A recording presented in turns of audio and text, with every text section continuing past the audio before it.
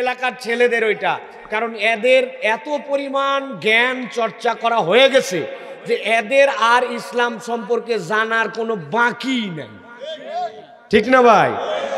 এমন জানে ওরা আমাদেরকে উল্টা বলে, হুজুর আপনাদেরকে আমরা পকেটে রাখি। কাতে রাখে? আমরা বলছি কেমনে পকেটে? কয় আপনার ওয়াজ ইউটিউবে আছে, ইউটিউব আমার মোবাইলে আছে, মোবাইল আমার পেছনের পকেটে, আপনি আমার পেছনের পকেটে। এইরকম জ্ঞানওয়ালা আমাদের এলাকায় ছেলে পেলে আছে কিনা ভাই? ওদেরকে যদি আবার ঠাইসে ধরে জিজ্ঞাসা করেন, এই জ্ঞানের তো পাহাড়, বলতো অজুর ফরজ কয়টা, গোসলের ফরজ কয়টা? ঠাইসে ধরছেন, দেখবেন 16-17 বছরের যুবক গোসলের ফরজ ঠিক মতো বলতে পারে না। মজা করে মাঝে মাঝে বলি, অনেকেই অনেক সময় বলে হুজুর গোসলের ফরজ জানা আছে 3টা। ঠাইসে ধরছেন, বল কি কি? বলছে লুঙ্গি, বদনা, গামছা। যারা হাসলেন আপনারা, আপনাদের অনেককে যদি বলা হয় যে বাবাজি দুনিয়া তো ফাটায় ফেললেন, বিরাট বড় পণ্ডিত হয়ে গেলাম, বলেন তো নামাজের ভিতরে ফরজ কয়টা, বাইরে ফরজ কয়টা? আপনি তো গোসলের ফরজ, অজুর ফরজ জানলেন, অজুর সুন্নত কয়টা, গোসলের সুন্নত কয়টা? মুরব্বী ইউক্রেন রাশিয়ার যুদ্ধ চালায়, আমেরিকার নির্বাচনে ট্রাম্প নাকি বাইডেন এখান থেকে মন্তব্য ফলায়, উনি সিরিয়ার যুদ্ধ নিয়ে ব্যস্ত আছে, কিন্তু নামাজের ওয়াজিব রকম জানে না। এরকম মুরব্বী কুমিল্লায় নাই। চায়ের দোকানে বসে ক্রিকেট খেলা দেখে আর চিন্তা করে বিপিএল এর সামনে খেলা কুমিল্লায় কোন কোন প্লেয়ারে নিলে ভালো হতো। মুখে দাঁত নাই কিন্তু প্লেয়ারের নাম বলে উনি। কথা বলেন, আছে কিনা? কিন্তু উনাকে যদি বলা হয় বাবাজি আশারায়ে মুবাশশারার 10 জন সাহাবীর নাম একটু বলেন তো, উনি বলবে ইমাম সাহেব জানে। ইমাম সাহেব জানলে আপনার কি লাভ? আপনার কবরে আপনি যাবেন, ইমাম সাহেবের কবরে ইমাম সাহেব যাবে। কি কথা ঠিক কিনা? তা আপনি ইমাম সাহেবের কান্দের উপর দিয়ে পার করে দিচ্ছেন, ব্যাপারটা কি ভাই? হ্যাঁ, দোয়াই কুনুতের অর্থ বলেন, রাগ করেন না, বলেন দোয়াই কুনুত। দোয়াই কুনুতের অর্থ কিভাবে বলবো? দোয়াই কুনুতই তো জানি না। কুনুত জানলে না অর্থ বলা লাগবে, কুনুতই জানে না। বয়স কত? মাত্র 67 বছর। বয়স কত? 50 বছর। বয়স কত? 30 বছর। বাপ মা গর্ব করে, ছেলে আমার গোল্ডেন A+, SSC-তেও গোল্ডেন, HSC-তেও গোল্ডেন। বাপ রে বাপ, দুনিয়া ফাটাই ফেলছে, কুমিল্লা বোর্ডে আগুন লাগা হালাইছে। এত ইংরেজি বলতে পারে, ফটফট ফটফট করে, ক্যালকুলাস পারে, বাপরে অ্যালজেব্রা পারে, হ্যান পারে, ত্যান পারে, সব পারে। যদি বলেন সানার অর্থটা একটু বলতে বলেন তো আপনার গোল্ডেন A+ কে, দেখবেন গোল্ডেন A+ সানার অর্থ জানে না। আসেনি ভাই, আসেনি? তারাই আবার বলে ওয়াজ শোনা লাগে না, ওয়াজ শোনার কি দরকার আছে, সব জানা হয়ে গেছে। মোবাইল চাপে, ফেসবুক মারায়, ইউটিউব দেখে, এলাকায় ঘুরে, মাহফিলে আসে না। কপাল পোড়া, ঠিক কিনা? উঠানি করো না। বছরে একদিন হলেও এটা কোরআনের হালাকা, এখানে আসার দ্বারা উপকার হয়। উপকার হয় কিনা? বলে হুজুর দূরে দূরে মাইক দিছেন, দূরে ওয়াজ তো যায়, সেখান থেকেই তো শুনতে পাই। এই বহুবার বলছে, আবার বলি, এই যে মোবাইল, এই মোবাইলে কয়ভাবে ইন্টারনেট ব্যবহার করা যায়? 2 ভাবে। কয়ভাবে? একটা সেলফ ডাটা আর একটা ওয়াইফাই ডাটা। কি ডাটা? মুরব্বী বলেন না, মুরব্বী আপনি বাটন মোবাইল, ইয়াংরা বুঝবে। একটা সেলফ আর একটা ওয়াইফাই। আপনার বাড়িতে একটা ওয়াইফাই রাউটার আছে, ওই রাউটারের পাসওয়ার্ড আপনি জানেন, মোবাইলে আপনার পাসওয়ার্ড সেট করা আছে। আপনার মোবাইলটা অ্যান্ড্রয়েড ফোন, আপনার বাড়িতে গেলেই আপনি সুন্দর করে মোবাইলে ডাটা লাগে না খরচ করতে, ওয়াইফাই থেকে আপনি নেটওয়ার্ক দিয়ে আপনি আপনার মোবাইলে ইন্টারনেট চালান, ঠিক কি না? এখন বুঝে থাকলে বলেন, আপনার বাড়িতে ওয়াইফাই আছে, আপনার মোবাইল ওয়াইফাই সাপোর্ট করে, পাসওয়ার্ড জানেন, সব জানেন, কিন্তু আপনি একদিন এই বাড়ির থেকে বের হয়ে ময়নামতিতে গেছেন, আপনি ওইখানে মিষ্টি কেনার জন্য, আপনার বাড়ির থেকে ওইটা 3 কিলোমিটার দূরে, আপনার ওখানে ওয়াইফাই ধরবে তো? কেন ধরবে না? আপনার রাউটার, আপনার মোবাইল, আপনার পাসওয়ার্ড ধরবে না কেন? জোর করে ধরাবো নাকি? জি না, ওটার একটা রেঞ্জ আছে, ঠিক কি না? ভালো করে জেনে রাখবেন। ওয়াজ আপনি নানানভাবে শুনতে পারেন, কিন্তু আপনি যখন এই সামিয়ানার নিচে চলে আসেন, ওয়াজের মাহফিলে আসেন, নবীজির ভাষায় মাজালিসুজ জিকিরে আছেন, ওইটা আল্লাহর রহমতের ওয়াইফাই জোন। আপনার মন চায় না, তারপরে জোর করে বসে থাকেন, আল্লাহর ফেরেশতা আপনার হয়ে আল্লাহর কাছে মাগফিরাতের দোয়া করে। সুবহানাল্লাহ। আল্লাহ বান্দাকে মাফ করে দেন, এটা এত সহজ ময়দান নয়। মন এমনি আনসান করে না, মন এমনি উঠে যেতে চায় না, কারণ শয়তান চায় না যে আল্লাহর গোলামদেরকে আল্লাহ মাফ করে দেন, ও তো চাবেই জাহান্নামে নিয়ে যেতে, আর আল্লাহ বান্দাকে এই জায়গায় মাফ করে দিতে চান, ঠিক কিনা? কিন্তু আমাদের আকর্ষণ নাই, কত কিছুতে আমরা সময় পার করে দেই। ওয়াজের মাহফিলে, ঘরে ঘরে ওয়াজ, পাড়ায় পাড়ায় ওয়াজ, প্রতিদিন ওয়াজ, বাপরে কি উনি কামাই করে ফেলছে। আপনি একদিনে যে পরিমাণ মোবাইল চাপছেন ওই পরিমাণ এক সপ্তাহে ওয়াজ শোনেন নাই। কথা বলেন, কথা বলেন, হিসাব মিলান আপনি প্রিয় ভাইরা। অতএব এই কোরআনুল কারীম যদি শুনতে আসি তাহলে আমাদের জন্য আল্লাহর পক্ষ থেকে উপকার আছে, আর যদি না আসি তাহলে আল্লাহর কাছে ওই দিন যাওয়ার পরে ধরা খাওয়া লাগবে। আল্লাহ কি বলছেন খেয়াল করেন, কোরআনুল কারীমের মধ্যে আল্লাহ বলছেন, ওয়ালাউ তারা ইযু কিফু আলান নার, ও আমার হাবিব, বান্দাদেরকে যখন হাসরের ময়দানে হিসাব কমপ্লিট করে দেওয়া হবে, হিসাব কমপ্লিট করার পরে যখন বান্দাগুলা জাহান্নামের সামনে যে দাঁড়ায় যাবে, ইযু কিফু আলান নার, আল্লাহ বলছেন যেই না জাহান্নামের সামনে দাঁড়াবে ওই দিন তারা বুঝে ফেলবে এখন তো আমাদেরকে জাহান্নামের মধ্যে ফেলে দেওয়া হবে। আল্লাহ বলছেন সাথে সাথে জাহান্নামকে দেখার পরে ওই মানুষগুলো আল্লাহর কাছে বলতে শুরু করবে, কি বলবে জানো নাকি? আল্লাহ বলছেন ফাকালু ইয়া লাইতানা, সাথে সাথে বলবে হায় আফসোস, হায় আফসোস। ফেরেশতারা বলবে কিসের আফসোস তোদের আবার, আজকের দিনে আবার কেন আফসোস করিস? ওরা বলতে শুরু করবে নুরাদ্দু, একবার যদি সুযোগ পাইতাম আমরা তাহলে আমরা দুনিয়ায় ব্যাক করে যাইতাম। ফেরেশতারা তাদেরকে বলবে ব্যাককলের দল, দুনিয়ার থেকেই তো এখানে আসছিস, আবার কেন দুনিয়ায় যেতে চাস? দুনিয়ার থেকে আসার পরেই তো এখানে তোকে হাজির করা হয়েছে, কেন আবার দুনিয়ায় যেতে চাস? সাথে সাথে তারা বলতে শুরু করবে ওয়ালা নুকাযযিবা বিআয়াতি রাব্বিনা, আমরা এমনি এমনি দুনিয়ায় যেতে চাই না, আমরা জাহান্নাম দেখে বুঝে ফেলছি জাহান্নাম সত্য, এর ভয়াবহতা কত। আমরা যদি একবার এবার দুনিয়ায় যেতাম, আমরা ওয়াদা করতেছি আমরা আর কখনো আয়াত আল্লাহর অস্বীকার করতাম না।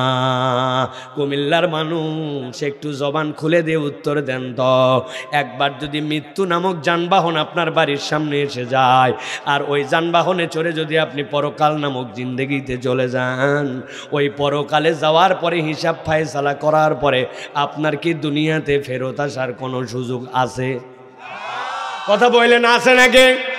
আমার আল্লাহ রাব্বুল আমিন বলছেন তারা বলতে শুরু করবে ওয়ালা নুকাযযিবা বিআয়াতি রাব্বিনা ওয়া নাকুনা মিনাল মুমিনিন।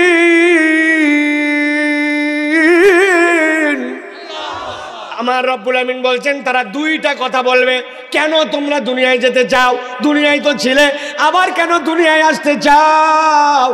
এক নম্বরে তারা বলবে আল্লাহ এবার যদি দুনিয়ায় ফেরত যাই ওয়াদা করলাম আমরা আর তোমার কোনো আয়াত অস্বীকার করব না, আর দুই নম্বর ওয়াদা করলাম ওয়া নাকুনা মিনাল মুমিনিন, আমরা এবার গেলে পাক্কা পাক্কা ইমানদার হয়ে আমরা আসব। বুঝে থাকলে এবার বলেন ভালো করে ঠান্ডা মাথায়, তাহলে হাসরের ময়দানে জাহান্নামের সামনে দাঁড়ায়া যারা দুনিয়ায় ফেরত আসতে চাবে, দুনিয়ায় ফেরত আসার কারণ কয়টা? কথা বলেন না কয়টা? এক নম্বরে আল্লাহর আয়াত আমরা অস্বীকার করব না, দুই নম্বরে আমরা প্রকৃত ইমানদার হয়ে এরপরে আসব। তার মানে বোঝা যায় দুনিয়াতে আপনার দুইটা ল্যাকিংস আছে। এক নম্বরে আপনি কৌশলে অপকৌশলে বুঝে না বুঝে আপনি আল্লাহর আয়াত অস্বীকার করে গেছেন। কথা বলেন। কিন্তু এখানে কোনো একটা বাপের বেটা থাকলে একটু হাত তোলেন যে হুজুর আমি আল্লাহর আয়াত অস্বীকার করি, আমি আল্লাহর আয়াত মানি না। কেউ আছেন এখানে? বুঝে থাকেন কথা, কিন্তু আমার ঠান্ডা মাথায় বোঝানোর জন্য বলছে, আগে ভালো করে কথা বোঝেন। আমরা এখানে একজনও বলতেছি না যে আমরা আল্লাহর আয়াত অস্বীকার করি, কিন্তু একটু হিসাব যদি মিলাই তাইলে আমরা দেখব আমরা বুঝে না বুঝে আল্লাহর আয়াত অস্বীকার করে থাকি, ঠিক কি না? সবচেয়ে সিম্পল উদাহরণ, যার থেকে আর সিম্পল কোনো উদাহরণ হয় না। কোনো একজন লোককে আপনি বলেছেন, ও ভাই আপনি নামাজ পড়েন, হ্যাঁ নামাজের ইসলাম পছন্দ, রোজার ইসলাম পছন্দ, জাকাতের ইসলাম পছন্দ, মাঝে মাঝে উমরার ইসলাম পছন্দ, হজের ইসলাম পছন্দ, কিন্তু তারে বলছেন এই দেশের টাকাগুলা বিদেশে পাচার হয়ে গেল, ব্যাংকগুলাকে হলিলুট করে দিল, রাস্তাগুলা যেমনি বানানোর কথা ছিল ফাঁকি মারলো, রাস্তার টাকা খাইয়ে ফেললো। এই চোরগুলা যদি ধরা পড়ে, আসেন আমরা এই চোরগুলাকে ধরে আল্লাহর দেওয়া আইনে বিচার করি। আপনি বলতেছেন ঠিক, কিন্তু অনেক লোক আছে বলবে ভাই কি উল্টাপাল্টা কথা বলেন, সাইফুল্লাহ ভাইকে তো মনে করছিলাম কোনো দলীয় বক্তা না, এখন দেখে উনি দলের কথা বলে। আল্লাহর আইনের কথা বললে আপনি দল খোঁজেন, অথচ আপনি নামাজি হাজি, এরকম মুসলমান আছে কিনা? আল্লাহর কাছে যাওয়ার পর আপনি বলবেন ফাকালু ইয়া লাইতানা নুরাদ্দু, একবার আমাকে ফেরত পাঠান। কেন ফেরত পাঠাবো? ওই দুনিয়ার থেকেই তো তুমি আসলে। বলবে আল্লাহ তোমার কাছে জানাতে চাই, ওয়ালা নুকাযযিবা বিআয়াতি রাব্বিনা, আমি অনেক আয়াত আল্লাহর অস্বীকার করে আসি, এবার গেলে আমি আল্লাহর আয়াত অস্বীকার করব না। তার মানে বোঝা যায় আপনার মাথায় কাজ করুক বা না করুক, আপনার ব্রেনে ধরুক বা না ধরুক, আপনাকে স্বীকার করতে হবে আল্লাহর বিধানের উপরে কোনো বিধান নাই, ঠিক না? আপনি বললেও ঠিক, আপনি বললেও ঠিক, না বললেও ঠিক, ঠিক না? আপনি মানেন চাই না মানেন তাতে কি যায় আসে? এই জন্য প্রিয় ভাইয়েরা, এক নম্বর বুঝতে হবে যে আল্লাহর আয়াত কোনোটা যেন আমার দ্বারা অস্বীকারীর মধ্যে আমি না চলে যাই। আর দুই নম্বর ওয়ানাকুনা মিনাল মুমিনিন, আমি যেন আল্লাহর কাছে পূর্ণ মুমিন হিসাবে যেতে পারি। এই মাহফিলগুলা খেলতামাশার মাহফিল নয়, এই মাহফিলগুলা এই বুঝ অর্জন করার জন্য কার্যকর প্রতিষ্ঠান, ঠিক না? কতবার আমি বলেছি, বহু জায়গায় বলে বেড়াই, আপনি বলেন আমি আল্লাহর আয়াত অস্বীকার করি না, কিন্তু আমি আপনাকে হাতে কলমে ধরায় দিব। একটা উদাহরণ দেই, দিয়ে আলোচনার মধ্যে ঢুকি, ভালো করে খেয়াল করেন। আপনাদের এলাকায় বিয়ে শাদী হয়, যদি না হয় তো বলবেন না, আর যদি হয় তো একটু জোরে করে বলেন হয়। চাচতো বোনের বিয়ে, খালাতো বোনের বিয়ে, আপন বোনের বিয়ে, আত্মীয় স্বজনের বিয়ে হয় কিনা? ইসলামে বিয়ের বিধানের মধ্যে তিনটা মাসালা। এক নম্বরে আল্লাহ রাব্বুল আলামিন বলছেন ওয়াতুন নিসা সাদুকাতিহিন্না নিহলা, তোমার জন্য দায়িত্ব হচ্ছে দেনমোহর একটা তোমাকে দিতে হবে, তোমার জন্য আল্লাহর পক্ষ থেকে, এটা তোমার স্ত্রীকে দেওয়া তোমার জন্য ফরজ। দুই নম্বর তোমার জন্য ইজাব আর কবুল লাগবে, তথা তোমার বিয়ের মধ্যে একটা পক্ষ ইজাব দিবে আর একটা পক্ষ কবুল দিয়ে তোমাদের সমন্বয় করা লাগবে। আর আমার নবী বলছেন আউলিম ওয়ালাউ বিশাতিন, একটা ছাগলের বাচ্চা দিয়ে হলেও ছেলের বাড়িতে আনার পরে অলিমার অনুষ্ঠান করা লাগবে। ইসলামের বিয়েতে যত আনন্দ, যত ফুর্তি, যত আয়োজন এই তিনটার মধ্যে সমাপ্ত। কিন্তু আমি জানতে চাই কুমিল্লায় আপনাদের এলাকায় এইটুকুর মধ্যেই কি বিয়ে শেষ হয়ে যায়? বিয়ের 7 দিন আগে হলুদ পার্টি, 3 দিন আগে মেহেদি সন্ধ্যা, এরপরে 7 দিন আগের থেকে এলাকার সবচেয়ে বড় বড় ডেকগুলা ভাড়া করে নিয়ে যায়, বাড়ির সামনে লাগাইছে ডিস্টি ডিস্টি ডিস্টি ডিস্টি ডিস্টি ডিস্টি ডিস্টি আছে কিনা? ওই ঢিষ্টি ঢিষ্টি বাড়ির থেকে হাজী সাহেব আসছে মসজিদে, লোকজন মিলে ধরছে চাচা আপনার বাড়ির শব্দে তো অবস্থা খারাপ, কি ব্যাপার হাজী সাহেব মানুষ কি লাগাইছেন আপনি? মুরব্বী বলছে বাবা বেশি চিল্লাচিল্লি করিস না, তোরও 2টা বেটি আছে, বিয়া তোরও দেওয়া লাগবে। ছেলে পেলে মানুষ একটু করে আর একটা দিন সহ্য কর। এই কথা হয়তো মুরব্বী বলছে হাজী সাহেব, উনি যেই কথাটা বলছে কথাটা সিম্পল, কিন্তু এই কথাটার ধাক্কা কোথায় মারছে জানেন? উনি এর দ্বারা বুঝায় ইসলামের ইজাব কবুল, ইসলামের অনুষ্ঠান, ইসলামের অলিমা, এইগুলা দ্বারা তার ফুলফিল হয় না। আনন্দ ফুর্তি করার জন্য বিজাতীয় সংস্কৃতি আল্লাহ যা পছন্দ করে না ওইগুলাও একটু করা লাগে। এই কথা যে বলে সে প্রকৃতার্থে আল্লাহর বিধানকে স্বীকার করে নাই, আল্লাহর বিধানকে না বুঝে হলেও অস্বীকার করেছে। আমি এরকম উদাহরণ আপনাদেরকে দিতে পারবো। প্রিয় ভাইরা, আল্লাহ রাব্বুল আলামিন এই জন্য বলছেন, ও বান্দা ভালো করে বোঝো, এই যে কোরআন শোনার জন্য আসলে, এই কোরআন শুনলে তোমার লাভ আছে। আল্লাহ বলছেন ওয়াযাক্কির ফাইন্নায যিকরা তানফাউল মুমিনিন।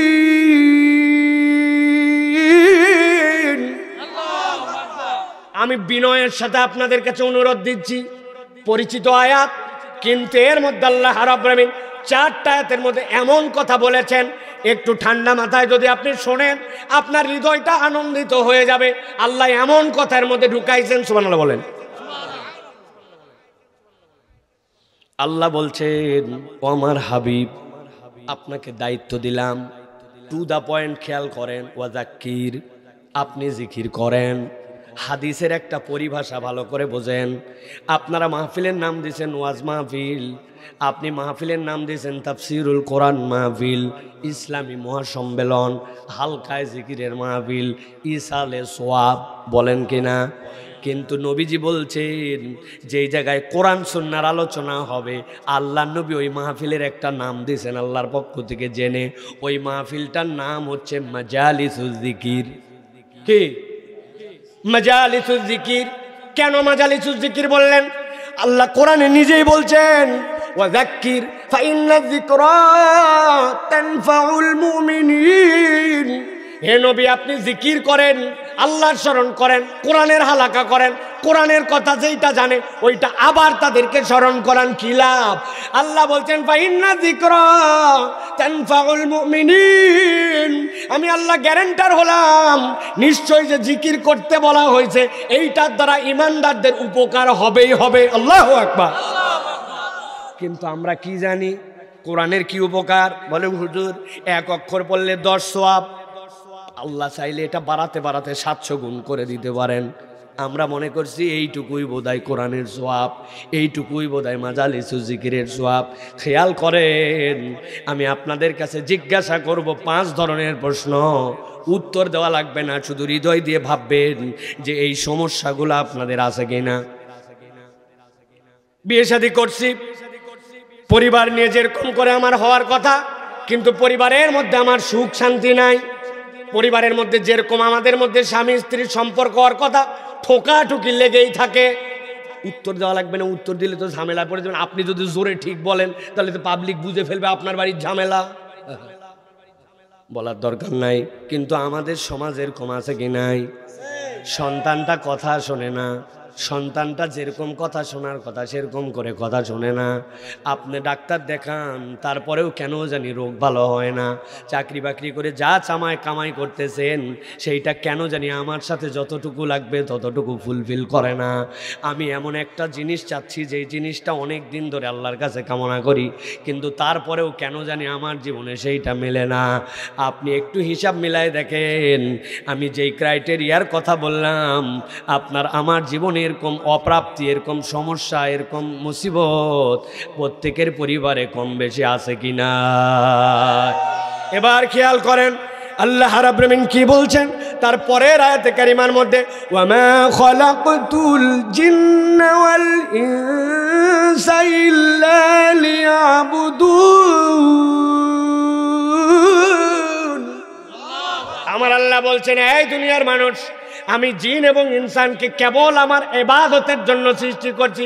আগের আয়াত আর পরের আয়াতের মধ্যে কোনো সামঞ্জস্য খুঁজে পাওয়া যায় না, কিন্তু সামঞ্জস্যটা কেমনে আছে খেয়াল করেন।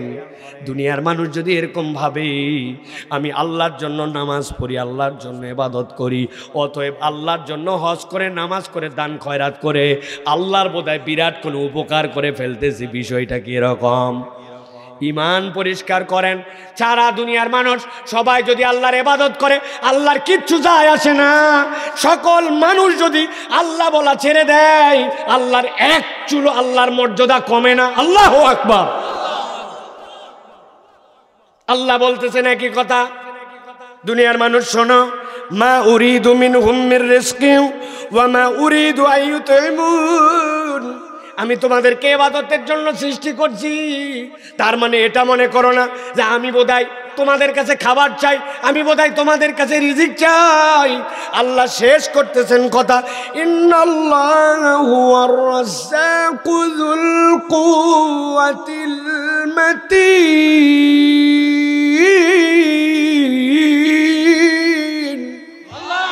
আল্লাহ বলছেন আল্লাহ হচ্ছেন রাজ্জাক যুল কুওয়াতিল মাতিন। ও প্রিয় ভাইরা, এবার একটু পিছন দিক থেকে যান, খেয়াল করেন, কথা মনোযোগ না দিলে বুঝবেন না।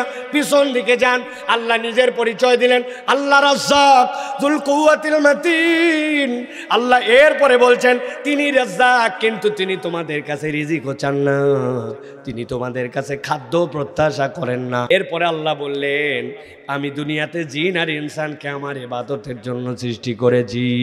তারপরে আয়াতে আল্লাহ বলেছেন ফাযাক্কির ফা ইন্না যিকরা তানফাউল মুমিনিন। তুমি যদি আল্লাহর জিকিরে রত হও, আল্লাহর কোরআন থেকে কথা শোনো, নিশ্চয় জেনে রাখো এটা তোমার জন্য কল্যাণ দিবে। উপরে আছে কল্যাণ আর নিচে আছে হুয়ার রাজ্জাকু যুল কুওয়াতিল মাতিন। আল্লাহ বলছেন আমি রাজ্জাক, তোমার যা লাগবে আমি আল্লাহ এই জিকিরের দ্বারা তোমাকে দিয়ে দিতে পারি। সুবহানাল্লাহ। আমাদের আরেকটা মিসকনসেপ্ট আছে, আমাদের ধারণা আমার বাড়িতে চাল ডালের সমস্যা নাই, খাওয়ার সমস্যা নাই, মানে আমার রিজিকের কোনো টানাটানি নাই। আমরা কনসেপ্টের মধ্যে নিছি আমার চাল ডাল বাজার হাট এইটুকুই বোধহয় আমার রিজিক। এটা একবারে পাগলামি কনসেপ্ট। ইসলাম সম্পর্কে আমাদের যে জানা শোনা একবারে জিরো, এইটা তার মধ্যে একটা অন্যতম প্রমাণ। আল্লাহর পক্ষ থেকে রিজিক মানে কেবল ধান চাল আর ভাত খাওয়া নয়। আল্লাহ মানবকে যা যা নিয়ামত দিয়েছেন এইগুলা সবগুলাই আল্লাহর পক্ষ থেকে রিজিক। এই দুনিয়াতে মানুষ যা করে ওই মানুষগুলা অবচেতন মনে মানুষ তার জীবনে বেশিরভাগ কাজ করে, চেতন মনে করে না, হিসাব করে করে না। মানুষ সাবকনসিয়াস মাইন্ড তার যেটা, ওইভাবে এই কাজগুলা বেশি করে। কথাটা বোঝেন নাই, ভারী হয়ে গেছে। সহজ করে দেই, আপনাকে ডাক্তার বলে দিয়েছে শরীরটা আপনার ভালো যাচ্ছে না, অনেক দিন ধরে বলতেছেন, বুকটা একটু ব্যথা ব্যথা করে। হ্যাঁ, আপনাকে বলে দিলাম শোনেন, 1 মিনিট কয় সেকেন্ডে হয়? 60 সেকেন্ড। 1 মিনিটে আপনি প্রত্যেক দিনে 31 বার করে আপনি শ্বাস নেবেন আর শ্বাস ছাড়বেন। মিনিটে কয়বার? কথা বললেন না, 31 বার। ওই লোক এখন বলছে এই 31 বার যদি আমি না করি কি হবে? বলছে 31 বার মিনিটে না নিতে পারলে আপনি মরে যাবেন। বুড়া বেচার টেনশনে শেষ, বাড়িতে আছে যা করে হাতের মধ্যে সবসময় গুনতেছে 1 মিনিট আর 31। চিন্তা করেন তো কয় মিনিট লাগবে ভুল করতে? 1 ঘন্টার মধ্যেই তার ভুল হবে। 31-এর নিচে তোমার নিঃশ্বাস না নিলে তুমি শেষ। এই নিয়ম যদি থাকতো আপনার কি মুসিবত। ডাক্তার বলছে চোখে ঝামেলা। হ্যাঁ শোনেন, 1 মিনিটে 19 বারের বেশি চোখের পলক ফেলা যাবে না। 20 ফেললেও বিপদ, 17 ফেললেও বিপদ। হঠাৎ করে বাংলাদেশের সাথে আরেক দেশের খেলা, 1 বলে লাগবে 1 রান। মুরব্বী এই যে তাকাইছে 1 মিনিট চোখ ফেলে না। 1 মিনিটে কয়বার ফেলা লাগবে? 18 বার। আপনি যদি একবার হিসাব করতেন, আপনাকে যদি এইগুলা বুঝে সুঝে করার দায়িত্ব দেওয়া হতো, তাইলে মানুষ আর 1 সেকেন্ডও বেঁচে থাকতো না। বরং এইগুলা কোনো একজন ম্যানেজমেন্ট করে, উনি আপনার আমার রব, উনি হচ্ছেন রাজ্জাক। উনি আপনাকে ম্যানেজমেন্ট করে দিচ্ছেন এইগুলা। আল্লাহ বলছেন এইগুলা তোমার জন্য রিজিক। কতবার বলি, কত মানুষের সাথে বলি, মানুষ তার ফুটানি করে, মানুষ তার ভাব মারে, মানুষ মনে করে আল্লাহ রব্বুল আমিন তাকে রিজিকই দেয় নাই। অথচ রব্বুল আমিন আমার জন্য যে রিজিক রেখেছেন, আপনি যদি খেয়াল করেন, আমারে বলছে সাইফুল্লাহ তুমি বক্তা মানুষ, ডান হাত ঝুঁকায় ঝুঁকায় খুব ওয়াজ করো। তবে শোনো ভাই, 1 ঘন্টার মধ্যে যদি হাত 30 বারের বেশি ঝুঁকাও, এই জায়গার যা গিরিজ আছে সব শেষ। এরপরে কিন্তু হাত সোজা হয়ে যাবে, বুঝে ঝুঁকায়ও। 1 ঘন্টায় 30 বার। আমি ওয়াজ করা বাদ দিয়া বহু আগে চিন্তা করতাম এই হাত অন্তত গামছা দিয়া পেটের সাথে বাইন্ধে রাখ, কারণ কথা বললেই তো হাত নড়ে। 30 বার কেমনে ঘুরবে? এরপরে তো গিরিজ শেষ। আপনি বুঝেন নাই রব আপনাকে আমাকে কি পরিমাণ রিজিকের মধ্যে রেখেছেন। আল্লাহ বলছেন ফাযাক্কির ফাইন্না যিকরা তানফাউল মুমিনিন। আপনি যদি একবার বুঝে বুঝে আল্লাহর জিকির করেন, আল্লাহ বলছেন আমি আমার এই নিয়ামত বাড়ায়া দিব। সুবহানাল্লাহ। এবার তাহলে বুঝে থাকলে বলেন যে ওয়াজ শুনলে লাভ আছে না নাই? একটু কথা বলেন, আছে না নাই? এইটা কি বুঝে না না বুঝে? বুঝে না না বুঝে? কিছু বুঝতে হবে আপনাকে। এই কথাগুলো না বুঝলে আপনার হবে না। আমাদের আরেক দলের ধারণা কোরআন বোধহয় আমাদের কাছে আসছে পরাজিত করার জন্য। আল্লাহ কোরআনকে, ইসলামকে, ইমানকে আপনাকে আমাকে পরাজিত হওয়ার জন্য দেন নাই। আল্লাহ এটা দিয়েছেন আমাদেরকে বিজয়ী বানানোর জন্য। সুবহানাল্লাহ বলেন। আমার কথা নয়, আল্লাহ রাব্বুল আলামিনের কথা। আল্লাহ রাব্বুল আলামিন বলছেন বাল নাকযিফু বিল হাক্কি আলাল বাতিল ফায়াদমাগু ফাইদা হুয়া যাহিক ওয়া লাকুমুল ওয়াইলু মিম্মা তাসিফুন। আমার রব্বুল আমিন বলছেন এই দুনিয়ার মানুষ ভালো করে বুঝে নাও, আমি রব্বুল আমিন তোমাদেরকে যে হাজির করলাম, তোমরা যে ইমানের উপরে আসলে, ইসলামকে তোমরা গ্রহণ করলে, এইটা তোমাদেরকে কল্যাণ দিবে। কি কল্যাণ? আল্লাহ বলছেন বাল নাকযিফু বিল হাক্কি আলাল বাতিল। এই হক, এই ইসলামটা বাতিলের উপরে আঘাত করবে। আল্লাহ বলছেন আঘাত যখন করবে, আল্লাহ বলছেন এমন আঘাত করবে যে এই আঘাতটা এমন পয়েন্টে হবে যে এইটার কারণে আল্লাহ বাতিলকে নিশ্চিহ্ন করে দিবেন। আল্লাহ বলছেন ফায়াদমাগুহু, আরবিতে দামগুন শব্দের অর্থ আপনার ব্রেন, আপনার চেতনা, আপনার নৈতিকতা। এইটার দ্বারা আল্লাহ বলতেছেন এইটা এমন জায়গায় আঘাত করবে যেই আঘাতটা ইসলামের, সত্যের, হকের, কোরআনের তোমার মূল পরিবর্তনটা ঘটাবে। কেননা আপনি উপরে উপরে যত পরিবর্তনের কথা চিন্তা করেন, আপনার যদি চেতনায় পরিবর্তন না হয় কখনোই প্রকৃত পরিবর্তন সম্ভব নয়। ঠিক কি না? যারা এই দেশের মধ্যে দুর্নীতি করে আপনারা তাদেরকে চেনেন কম বেশি। আমি জিজ্ঞাসা যদি করি, যারা আপনার রাস্তাটা খেয়ে ফেললো, যারা ব্যাংকটা খেয়ে ফেললো, যারা দেশের টাকা বিদেশে লোপাট করে পাঠায় দিল, বুঝে থাকলে কুমিল্লার শিক্ষিত মানুষ, আপনারা বলেন তো এরা কি অশিক্ষিত মানুষ নাকি শিক্ষিত মানুষ? এরা সবাই শিক্ষিত মানুষ। আমরা দেখেছি এরা কম বেশি পড়ালেখা জানা মানুষ। এরা সবগুলা মানুষ আমাদের দেশের মধ্যে সর্বোচ্চ শিক্ষা দীক্ষা নেওয়া মানুষ। কিন্তু এই মানুষগুলা দুর্নীতি করলো, এই মানুষগুলা আকাম করলো। কারণ কি? কারণ বোঝা যায় পরিবর্তনের যেই জায়গাটা হওয়ার কথা ছিল, এই মানুষগুলার অন্তরের মধ্যে কোরআন দিয়ে ওই পরিবর্তন হয় না। সিসি ক্যামেরা কাজ করে না। সিসি ক্যামেরা যদি কাজ করতো তাহলে আমার সাথে যে ঘটনা ঘটছে এই ঘটনা ঘটতো না। আমি গেছি পাসপোর্ট অফিসে, যাওয়ার পরে পাসপোর্ট অফিসে আমার পাসপোর্টে রিনিউ করা দরকার তাড়াতাড়ি করে, কেননা 6 মাসের নিচে নেমে গেলে পাসপোর্ট আপনাকে আর কোনো ভিসা দিবে না। একজন আমারে বলছে পাসপোর্ট অফিসে যাচ্ছেন ভালো কথা, তবে যাওয়ার সময় প্রস্তুতি নিয়ে যায়েন। আমি একটা কলম আর কাগজ নিয়ে গেছি, যদি সই করা লাগে। প্রস্তুতির মানে তো এইটা না ভাই, ওই প্রস্তুতি মানে তো এইটা না। আপনারা বুঝেন তাহলে প্রস্তুতি মানে কি কলম কাগজ না, কিছু মাল সামানার সাথে নিয়ে যাওয়া লাগবে। মাল সামানার সাথে নিয়ে গেছি, যাওয়ার পরে আমারে দোতলার মধ্যে তুলে শুধু ঘুরায়। কিরে ভাই, তোমার না দিয়ে দেওয়ার কাজ, তুমি দিয়ে দাও, কিন্তু দিয়ে দেয় না, খালি ঘুরায়।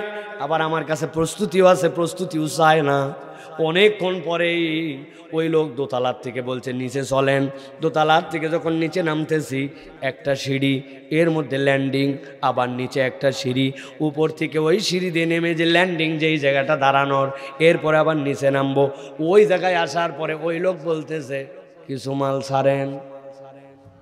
আমি বললাম এই ব্যাক কল, টাকা দেওয়ার জন্য আমি কখন থেকে ঘুরতেছি, এত দুনিয়া ঘুরায়া তারপরে এই জায়গায় নিয়ে এসে কি জন্য টাকা চাস? বলে হুজুর আর বলেন না, এই ভবনটি সিসি ক্যামেরা নিয়ন্ত্রিত, আমরা মনিটরে চেক করে দেখছি সব জায়গাতে ক্যামেরা ধরে, কেবলমাত্র এই জায়গাটাতে ক্যামেরা ধরে না। কেন বললাম এই কথা প্রিয় ভাইয়েরা? আল্লাহ কোরআনে যে বললেন বাল নাকযিফু বিল হাক্কি আলাল বাতিল ফায়াদমাগুহু ফাইযা হুয়া যাহিক, আল্লাহ বলছেন তোমার যদি চেতনায় পরিবর্তন না হয়, নৈতিকতায় পরিবর্তন না হয়, উপরে উপরে তুমি যতই সিসি ক্যামেরা লাগাও, তোমার জীবনে কোনোদিনও সমাজে পরিবর্তন আসবে না।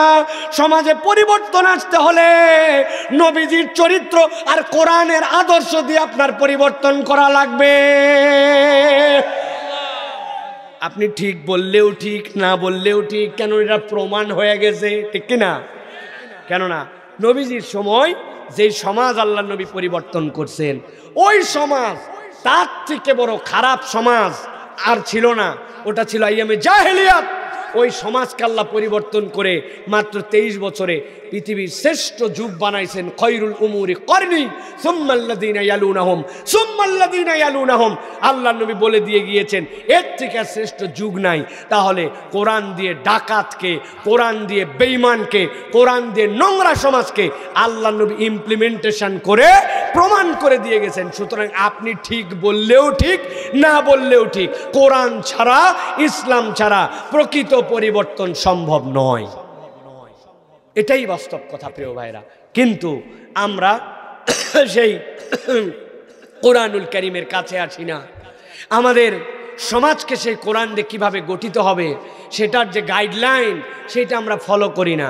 আমরা আমাদের বাচ্চা কাচ্চাকে অনেক কিছু বানাতে চাই, খারাপ নয়। আপনি ডাক্তার বানান, ইঞ্জিনিয়ার বানান, সায়েন্টিস্ট বানান, কিন্তু আপনি বেসিক হৃদয়ের মধ্যে অনুপ্রেরণাটা নেন যে কোরআন যদি না থাকে তাহলে ওইটা একটা শূন্য ঘরের মতো। শূন্য ঘরের যেরকম কোনো ভ্যালু নাই, ওই ঘরটা কোরআনহীন হলে ওটা শূন্য ঘর, ওটা আল্লাহর কাছে অ্যাকসেপ্টেবল নয়। অতএব আপনাকে আমাকে কোরআনওয়ালা সমাজ গঠনের জন্য, আপনার আমার পরিবার থেকে, সমাজ থেকে, দেশকে গঠনের জন্য প্রত্যেকে যার যার জায়গা থেকে চেষ্টা করা লাগবে, ঠিক কিনা? আল্লাহ আমাদেরকে বোঝার তৌফিক দান করেন, বলেন আল্লাহুম্মা আমিন। প্রিয় ভাইয়েরা, আপনাদের এই জায়গায় তো আমি কখনো আসি নাই, আপনারা আমার কথা এর আগেও শুনেছেন। অনেকে হয়তো ভেবে থাকতে পারেন ওয়াজ মনে হয় শুরু হয়ে গেছে। না ভাই, ওয়াজ কিন্তু এখনো শুরু হয় নাই। এতক্ষণ তাহলে কি হলো? এতক্ষণ একটু বাউন্ডারি দিলাম কেবল। এখানে অনেক জ্ঞানীগুণী মানুষ আছেন আমি জানি। আপনারা বলেন তো ভাই, যে জমিগুলি আপনারা মাঠে চাষ করেন ওইগুলো যদি বাউন্ডারিহীন হয়, আইলহীন হয়, আপনি কি পানি বাঁধাতে পারবেন? পানি থাকবে? থাকবে না। আপনার আল কাটা, আপনার পানি সবগুলি নেমে চলে যাবে। তাহলে আপনি আপনার জমিতেও যদি আপনার পানি বাঁধাতে চান, আপনার আইল লাগে, তো আপনার জীবনে ওয়াজ শুনবেন, আপনার কোনো আইল নাই, আপনার কোনো টার্গেট নাই। আপনার ওয়াজের জীবনের আইল কি? আল্লাহ। এই কথা আমার জানা হতে পারে।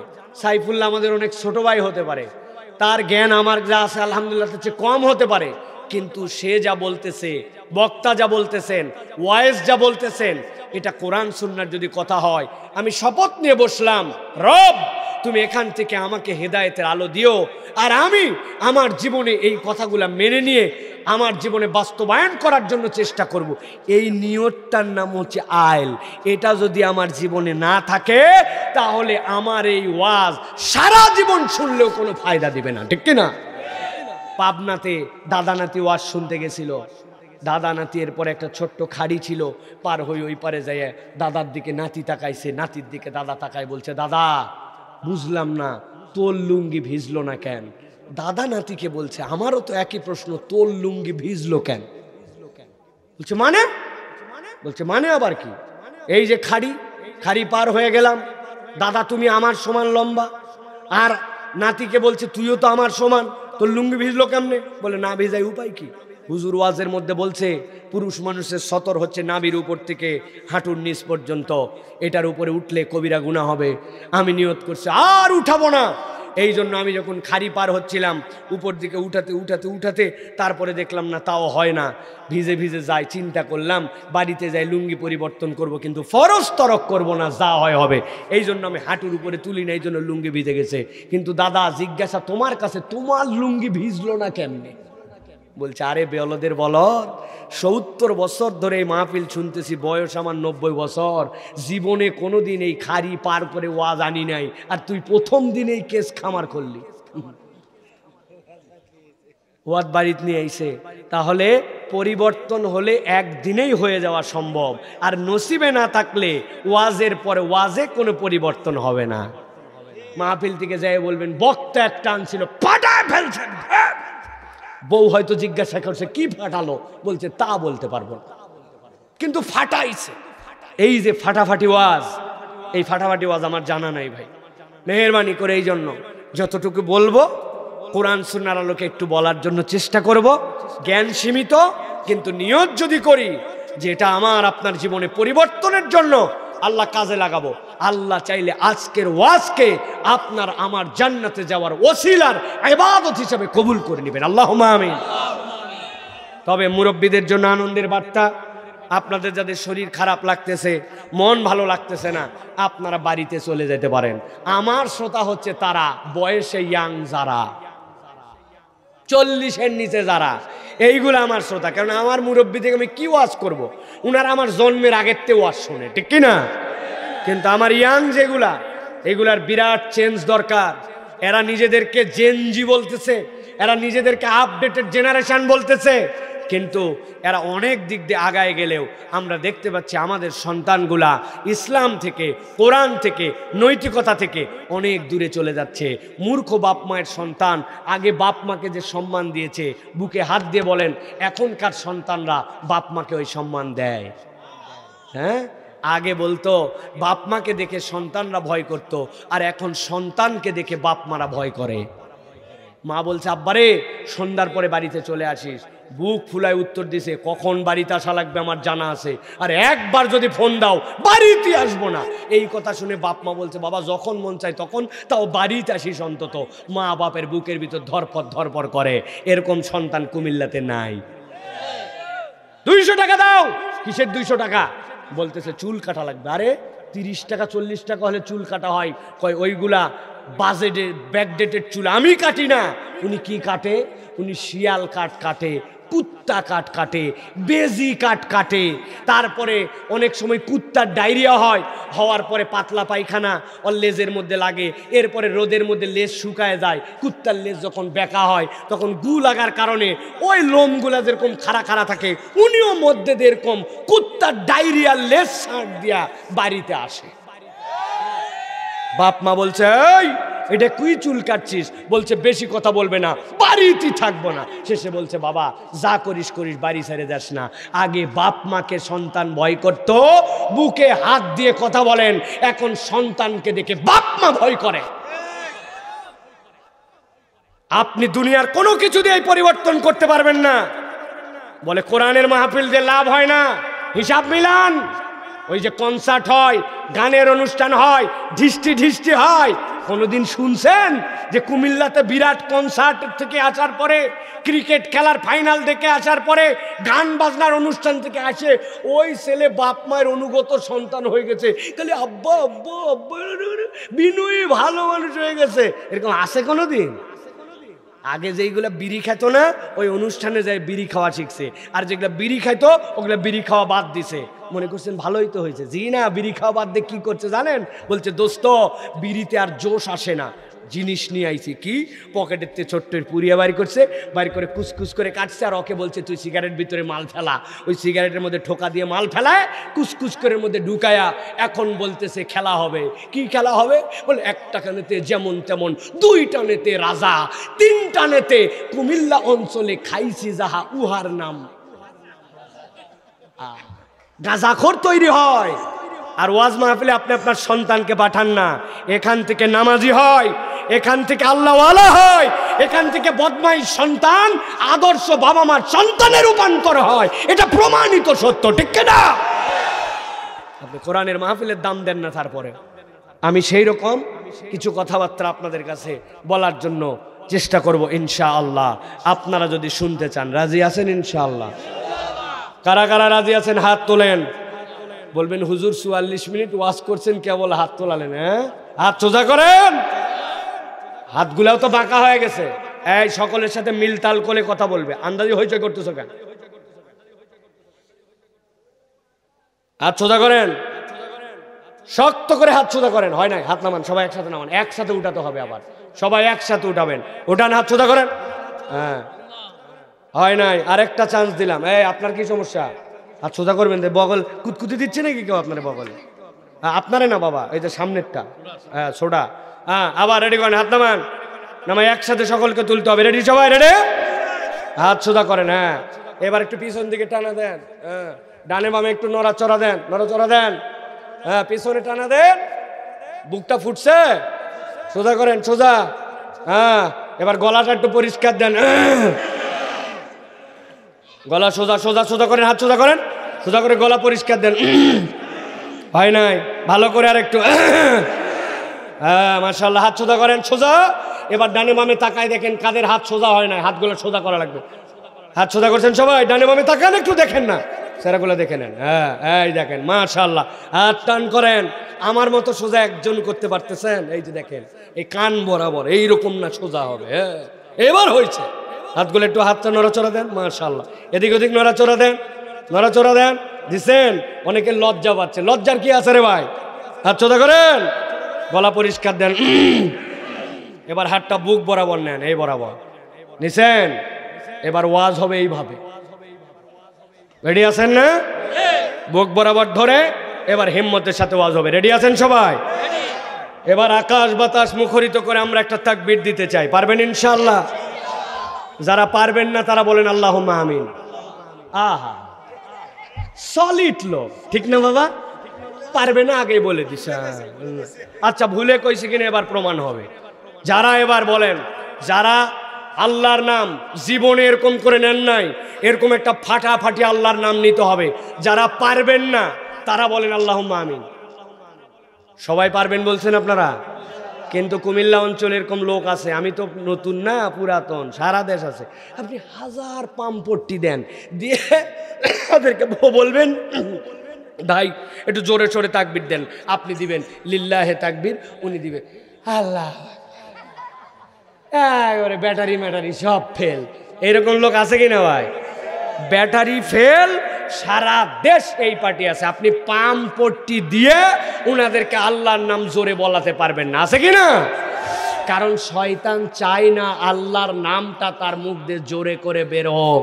কেননা জোরে আল্লাহর তাকবীর বের হলে শয়তান ওই অঞ্চলে থাকতে পারে না। এখন আপনার সাধ্য অনুযায়ী আমার মাহফিল আছে ফেব্রুয়ারির 28 তারিখ পর্যন্ত। আপনার মাহফিল কবে? কালকে আবার আছে এই জায়গায়। আপনার গলা থাকলেই কি আর গেলেই কি? আপনাকে একটা আকাশ বাতাস মুখরিত করে তাকবীর দিতে হবে। হাত কিন্তু বুক বরাবর রাখতে বলছিলাম, আপনারা বহু তাকে নামায় হালাইছেন। একটা আকাশ বাতাস মুখরিত করে তাকবীর দিতে হবে। পারবেন ইনশাআল্লাহ? বাহিরে অনেক মানুষ মনে করতেছে কি জানেন ভাই, মনে হয় সেও আসে নাই, মাহফিলেও বোধহয় লোক নাই। আসলে যে মাহফিলের ভিতরে আর বসার কোনো জায়গা নাই, এইটা কিন্তু মানুষ বুঝতেছে না, ঠিক কিনা ভাই? ওই যে কত লোক আছে না, নিজের যা অবস্থা ও মনে করতেছে সকলের তাই অবস্থা। আবার নিজে যদি না দেখে তাহলে মনে করে কেউ দেখে না। রাস্তার ধারে যেগুলো পায়খানা করে ওইগুলো মুখ এরকম করে করে, আর পিছনে সবাই দেখতেছে, কিন্তু নিজেকে নিজে দেখে না, মনে করছে আমার পেছন কেউ দেখতেছে না, আছে কিনা? তো ওই রকম কতগুলা পার্টি আছে, নিজে আসে নাই মনে করতেছে কেউ আসে নাই। আবার এই দেশে অনেক লোক আছে চিন্তা করে আমি যা চালাক, এত চালাক আল্লাহ দুনিয়ায় নাই।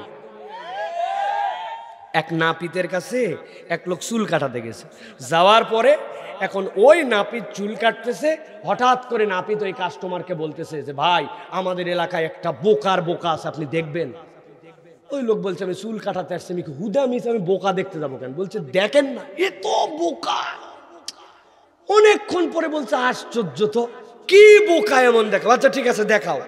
বলছে এই যে দেখেন পকেটের থেকে এটা কয় টাকার কয়েন? বলছে এটা 5 টাকা। বলছে এই কয়েনটা হাতে নিলাম।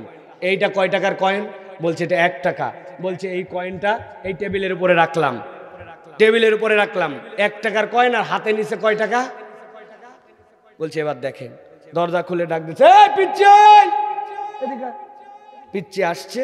পিচ্চি আসার পরে বলছে, একটা পিচ্চি ভিতরে ঢুকছে, ঢুকার পরে বলছে এই দেখ হাতে 5 টাকা, টেবিলে 1 টাকা, কোনটা নিবি? বলছে টেবিলেরটা। টেবিলেরটা বলা মাত্র 1 টাকা দিয়ে ওরা বিদায় করে দিছে। বলছে দেখছেন বলছিলাম না কেমন বোকা, 5 টাকার কয়েন জলজান্ত দেখালাম আর 1 টাকা নিয়ে চলে গেল, 5 টাকা আমার হাতে রেখে গেল, কেমন বোকা। ওই লোক চিন্তা করছে তাই তোরে 5 টাকা জলজান্ত দেখে না নিয়ে 1 টাকার কয়েন নিয়ে চলে গেল। যাই হোক, চুলটুল কাটা শেষ। এরপরে নাপিতের দোকানতে বের হয়ে দেখে ওই পিচ্ছি যেটা 1 টাকা নিয়ে গেছে ও একটা আইসক্রিম চুষতেছে আর মাঠের পাশ দিয়ে ঘুরে বেড়ায়।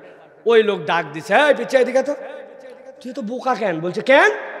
বলছে ওই লোক ভিতরে নিয়ে যায় 5 টাকার নোট দেখালো আর 1 টাকা দেখালো, তুই 5 টাকা না নিয়ে তুই 1 টাকা নিয়ে চলে আসলি, তুই বোকা কেন? বলছে ও এই জন্য আমাকে ডাকছেন। তাহলে কথা শোনেন, এই যে চালাক বোকার খেলা, এটা বিগত 3 মাস ধরে চলিতেছে।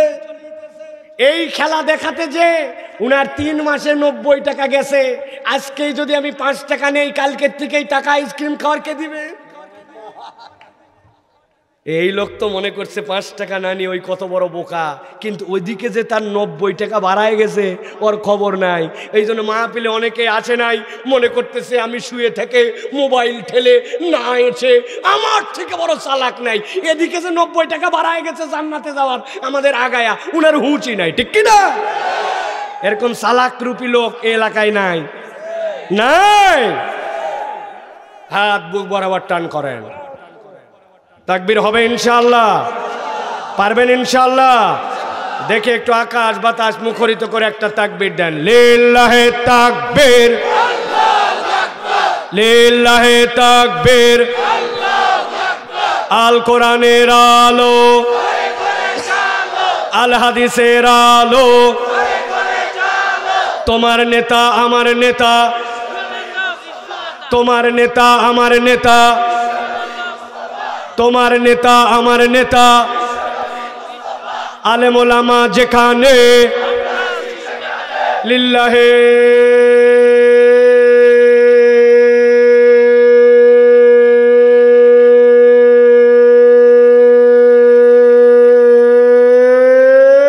তাকবীর। আলহামদুলিল্লাহ বলেন, আলহামদুলিল্লাহ বলেন। শয়তান আছে আর ময়নামতি পার, ঠিক কিনা? কারণ আল্লাহু আকবারের স্লোগান শয়তান পছন্দ করে না। এই জন্য মুসলমানদের সম্পর্ক তাদের সাথে, আল্লাহু আকবারের স্লোগান আছে যাদের সাথে। যেই দল, যেই পার্টি, যেই গোষ্ঠী আল্লাহু আকবারের স্লোগান অন্তরে ধারণ করতে পারে না, মুসলমানের সম্পর্ক তাদের সাথে নাই, ঠিক কিনা? সামনে যেন আবার একটা বিড়ি আর 1 কাপ চায়ের বিনিময়ে ঈমান বিক্রি করে দিয়েন না। দিন পরিবর্তন করাতে হবে। রাজি আছেন ইনশাআল্লাহ? আল্লাহ আমাদেরকে কবুল করবেন, আল্লাহুম্মা আমিন। আমরা সংক্ষিপ্ত একটা আয়াতে কারিমার উপরে সংক্ষিপ্ত একটু কথা শুনতে চাই, বলেন আল্লাহুম্মা আমিন। আয়াতে কারিমার আলোকে আল্লাহ রাব্বুল আমিন যেন আমাদেরকে এই হুকুমের অন্তর্ভুক্ত করে আমাদের জীবনটাকে বারাকাময়, কল্যাণময় এবং আল্লাহ রাব্বুল আলামিনের কোরআনের রঙে রঙ্গিত করে দেন, বলেন আল্লাহুম্মা আমিন। বিতাড়িত শয়তান থেকে আশ্রয় প্রার্থনা করে সমস্বরে সকলে দাঁড়িয়ে বসে, দূরে কাছে, মা বোনেরা ঘরে, যে যেখানে, সকলে আমার সাথে পড়েন আওয়াজ করে, আউযু বিল্লাহি মিনাশ শাইতানির রাজিম, বিসমিল্লাহির রাহমানির রাহিম। ইয়া আইয়ুহাল্লাযীনা আমানু ইত্তাকুল্লাহা ওয়াবতাগু ইলাইহিল ওয়াসিলা ওয়াজাহিদু ফি সাবিলিহি লাআল্লাকুম তুফলিহুন। আল্লাহ রাব্বুল আলামিন কোরআনুল 5 নম্বর সূরা, সূরা মায়েদার 35 নম্বর আয়াতের মধ্যে তাবৎ পৃথিবীর মানুষের জন্য বলছেন, আমি আল্লাহ রাব্বুল আলামিন তোমাদের সাফল্যের মূল মন্ত্র বলে দিতে চাই। আমি আল্লাহ জানাতে চাই, দুনিয়ায় মানুষ সফল হতে চায়, দুনিয়ায় মানুষ কল্যাণের রাস্তায় থাকতে চায়, দুনিয়ায় মানুষ নিজেকে একজন সাকসেসফুল মানুষ হিসেবে উপস্থাপন করতে চায়। আমি আল্লাহ তোমাদের কাছে বললাম, আমি আল্লাহ তার রোড ম্যাপ তোমাদেরকে জানায় দিতে চাই। কোন কাজ করলে আর কোন পথে চললে, কিভাবে সেই পথটাকে তোমার জীবনে মেনে নিলে আমি রব্বুল আলামিন তোমাকে কল্যাণের রাস্তায় দিব। আল্লাহ বলছেন, আমি তোমাদের জন্য সংক্ষিপ্তভাবে বলতে চাই, কোনো ব্যক্তি যদি 3টা কাজ করে, আল্লাহ রব্বুল আলামিন তাকে সফল কাম বানায় দিবে। আল্লাহ বলছেন, গভীর মনোযোগ দেন, ইয়া আইয়ুহাল্লাযীনা আমানু, হে ঈমানদারেরা, আল্লাহ রাব্বুল আমিন আদর করে যখন ইয়া আইয়ুহাল্লাযীনা আমানু বলবেন, আপনি হৃদয়ের মধ্যে একটা আনন্দ অনুভব করবেন। আল্লাহ কোরআনে বলেছেন ইয়া আইয়ুহাল ইনসান, আল্লাহ কোরআনে বলেছেন ইয়া আইয়ুহান নাস। আল্লাহ কোরআনুল কারীমের মধ্যে অন্যান্য সম্বোধন করে কওমকে ডাক দিয়ে বলেছেন, মুনাফিকদেরকে ডাক দিয়ে বলেছেন, কিন্তু আল্লাহ যখন বলবেন ইয়া আইয়ুহাল্লাযীনা আমানু, তখন আপনি বুঝবেন আমি নিজেকে ইমানদার মনে করি। কোনো একটা ছেলের নাম এখানে আব্দুল্লাহ, অনেকগুলা মানুষের মধ্যে যদি আমি ডাক দেই ও আব্দুল্লাহ, ও শরীফুল ইসলাম ভাই, সব মানুষ না তাকায়া ওই লোক যদি উল্টা হয়েও যায়, তারপরে যেরকম ঘুরে তাকাবে। আল্লাহ যখন বলেন ইয়া আইয়ুহাল্লাযীনা আমানু, তখন বুঝতে হবে আল্লাহ দুনিয়ার সব সৃষ্টির মধ্যে থেকে আলাদা করে ওই মানুষটাকে আদর করে ডাক দিয়েছেন, যেই লোকটা নিজেকে ইমানদার হিসেবে মনে করে। ওই তালিকার মধ্যে যদি আমি থাকি, তাহলে আমি ভেবে নিতে পারি আল্লাহ ইয়া আইয়ুহাল্লাযীনা আমানু দ্বারা বুঝাচ্ছেন ও আব্দুল হাই সাইফুল্লাহ। আল্লাহু আকবার। কিন্তু রব্বুল আলামিন বলতেছেন, দুনিয়ার মানুষ, আমি তোমাকে যে ইমানদার বলে সম্বোধন করলাম, এইটা তোমার কেবলমাত্র প্রাথমিক স্টেজ, কিন্তু আমি রব্বুল আমিন তোমার মর্যাদা, তোমার নামটা, তোমার আল্লাহর কাছে দামটুকু এইটুকুর মধ্যে রাখতে চাই না। আল্লাহ রব্বুল আমিন বলতেছেন, নবী জানায় রাখেন, কেউ যদি ঈমান আনে, ঈমান আনার সাথে সাথে সে মুমিন হয়ে যায়, কিন্তু এই বান্দাকে আল্লাহ মুমিন হিসেবে কেবল দেখতে চান না, ওই ঈমানদারকে আল্লাহ রব্বুল আমিন গ্রেড 2-তে তুলতে চান। ওই ঈমানদার যখন আল্লাহর দেওয়া হুকুম আহকামগুলো মানতে শুরু করে, উদখুলু ফিস সিলমি কাফা, এই আয়াতের আমল যখন তার জীবনে নিয়ে নেয়, আমার আল্লাহ যা বলেছেন তার কাছে মাথা সিলিন্ডার করে দেয়, আল্লাহ বলছেন তখন ওই ব্যক্তি মুমিন থেকে মুসলিম হয়ে যায়। আর যখন বান্দা মুসলিম হয়, রব্বুল আমিন এইটুকুই তাকে কেবল দেখতে চান না, আল্লাহ বলতেছেন আমি তার গ্রেড আরো বাড়াতে চাই। আল্লাহ কোরআনে বলেছেন, কুতিবা আলাইকুমুস সিয়াম কামা কুতিবা আলাল্লাযীনা মিন ক্বাবলিকুম লাআল্লাকুম তাত্তাকুন। আল্লাহ বলতেছেন এরকম সিয়াম সহ অন্যান্য আমল তোমাদের জন্য আছে। তুমি একজন মুমিন, এরপরে মুসলিম, কিন্তু আমি আল্লাহ তোমার গ্রেড আরো উপরে দেখতে চাই। আল্লাহ বলছেন যখন তার কোনো বান্দা আল্লাহর যত নিষেধাজ্ঞা আছে সেখান থেকে নিজেকে সরায় নেয়, আল্লাহ বলেছেন মিথ্যা বলবে না, সে সাথে সাথে নিজের জীবনে শপথ করছে জীবন থাকবে, মিথ্যা থাকবে না। আল্লাহ বলছেন গীবত করবি না, ও গীবত করে না। আল্লাহ বলছেন সুদের সাথে সম্পর্ক রাখবি না, সুদের সাথে সম্পর্ক রাখে না। বেপর্দা ঘুরবি না, বেপর্দা ঘোরে না। কখনো মিথ্যা মামলা করবি না, মিথ্যা মামলা করে না। মিথ্যা সাক্ষ্য দিবি না, মিথ্যা সাক্ষ্য দেয় না। আল্লাহর যত নিষেধ আছে সেখান থেকে নিজেকে ফিরায় নেয়। আল্লাহ বলছেন আমার বান্দা মুমিন, এরপরে মুসলিম, এরপরে আমার বান্দাকে আমি তখন গ্রেড 3, আমার বান্দাকে আমি মুত্তাকি হিসাবে কবুল করে নেই। সুবহানাল্লাহ। কিন্তু আমার বান্দাকে কেবল মুত্তাকি হিসাবে কেবল দেখতে চাই না, আমি আমার বান্দার মর্যাদা আরো বাড়াতে চাই। আল্লাহ বলছেন আমার বান্দাকে আমি ওই লেভেলে দেখতে চাই যেই লেভেলের উপরে আর কোনো বান্দার স্টেজ নাই। সেইটা কি, আমার বান্দা এমন কাজ করে যেই কাজ করলে আল্লাহ রাব্বুল আমিন খুশি হন, কিন্তু এই কাজ না করলেও আল্লাহও খুশি হন না। আমার বান্দা শেষ রাত্রে উঠে তাহাজ্জুদ পড়ে, কেউ যদি চায় তাকে দান খয়রাত করে। আমার বান্দা সব সময় মানুষের জন্য কল্যাণকর আচরণ করে, সুন্দর হাসি মুখে কথা বলে, অপরের কল্যাণে ছুটে চলে, আল্লাহর দিন যেন বিজয়ী হয় তার জন্য চেষ্টা করে। আল্লাহ রাব্বুল আমিন কোনো বান্দা যখন ভালো কাজে প্রতিযোগিতা করে, আল্লাহ বলছেন ওই বান্দাকে তখন আমি গ্রেড 4-এ আনি, ওই বান্দার নাম হয় তখন মুহসিন। সুবহানাল্লাহ। আল্লাহ কোরআনে বলছেন, এবার খেয়াল করেন, ইয়া আইয়ুহাল্লাযীনা আমানুত্তাকুল্লাহ, ও ঈমানদারেরা তোমরা যদি সফল হতে চাও, 1 নম্বর তোমাদের দায়িত্ব হচ্ছে তোমরা আল্লাহ রাব্বুল আলামিনকে ভয় করে চলো। আল্লাহকে ভয় করার মানে কি? আল্লাহ রাব্বুল আলামিনকে ভয় করে চলার অনুপ্রেরণার মানে কি?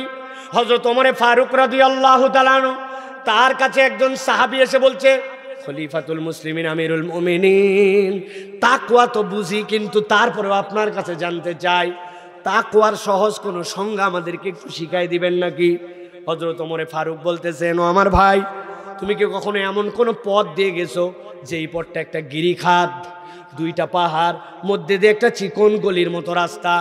আর ওই রাস্তার মধ্যে চলার অবস্থাতে আশপাশে অনেক কাঁটাওয়ালা গাছ আছে।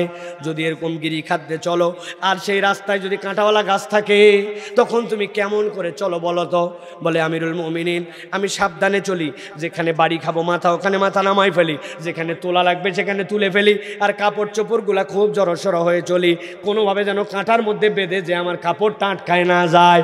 হযরত ওমরে ফারুক বলছেন, তোমার দুনিয়ার জিন্দেগিটাও এমন হবে, আল্লাহ যা পছন্দ করেন তুমি সেখান থেকে সঙ্গোপনে নিজেকে বাঁচায় বাঁচায় চলবে। তোমার চলার পথ যদি এইটা হয়, তাহলে ওইটাই হচ্ছে তোমার তাকওয়ার পথ। সুবহানাল্লাহ। কিন্তু বান্দার অবস্থা এমন হয়েছে, হালাল হারাম মানে না, হালাল হারামের বিবেচনা করে না। দুনিয়াদার আমরা নিরেট এমন হয়ে গেছি, হালাল হারামের চিন্তায় আমাদের মাথার থেকে উঠে গেছে। দাড়িওয়ালা টুপিওয়ালা নামাজি, কিন্তু এমন কাজ করে আশ্চর্য হয়ে যায় মানুষ। কথা ঠিক কিনা? আপনার জমির সাথে জমি লাগানো, হাজার হাজার বার এই কথা আমি বলেছি। এত বড় দাড়ি, গায়ের মধ্যে জুব্বা, মসজিদে প্রথম কাতারে থাকে, ফজরের নামাজের পরে কান্দের মধ্যে কোদাল নিয়ে মাঠের দিকে রওনা হয়েছে। লোকজন বলছে, এত সকালে মুরব্বী কই যান? বলছে, বাবা রে, আমার জমি আলটা একটু কাটতে যায়, বেশি রোদ উঠলে আমার বয়স হয়ে গেছে, আর কাজ করতে পারি না, এই জন্য সূর্য উঠার আগেই কাজ করে ফিরে আসতে চাই। আসলে মুরব্বীর উদ্দেশ্য অনেক সময় 2 নম্বর হয়। উনার সাথে যার জমি লাগানো, ওই পারের জমিওয়ালা এখনো আল কাটতে পারে নাই। ওই পারের লোকের আল কাটার নামে উনি আল কাটার নাম করে জমিটা 4 আঙ্গুল ঠেলতে চায়। এরকম লোক কুমিল্লা অঞ্চলে নাই। তাইলে আপনি কেমনে আল্লাহর কাছে পার পাবেন?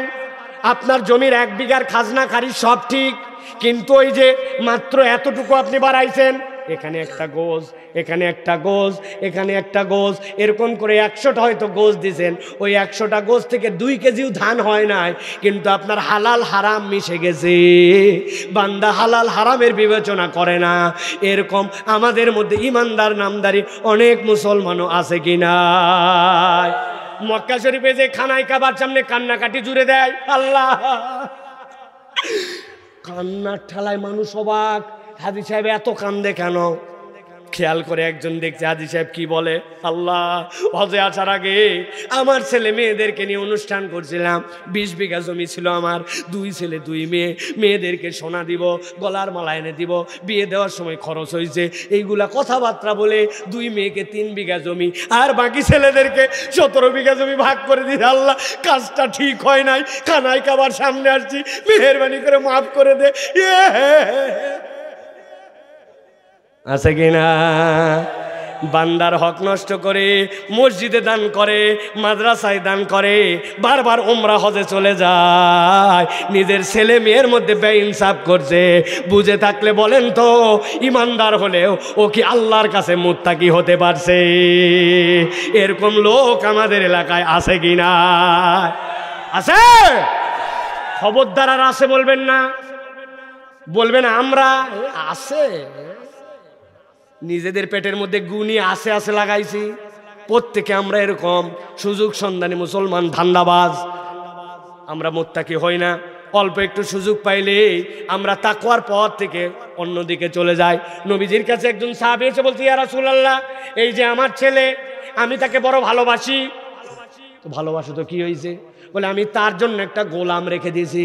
নবীজি বললেন, তোমার আর কোনো ছেলে পেলে আছে? ইয়া রাসূলুল্লাহ, আছে। তাদেরকে গোলাম দিছ না?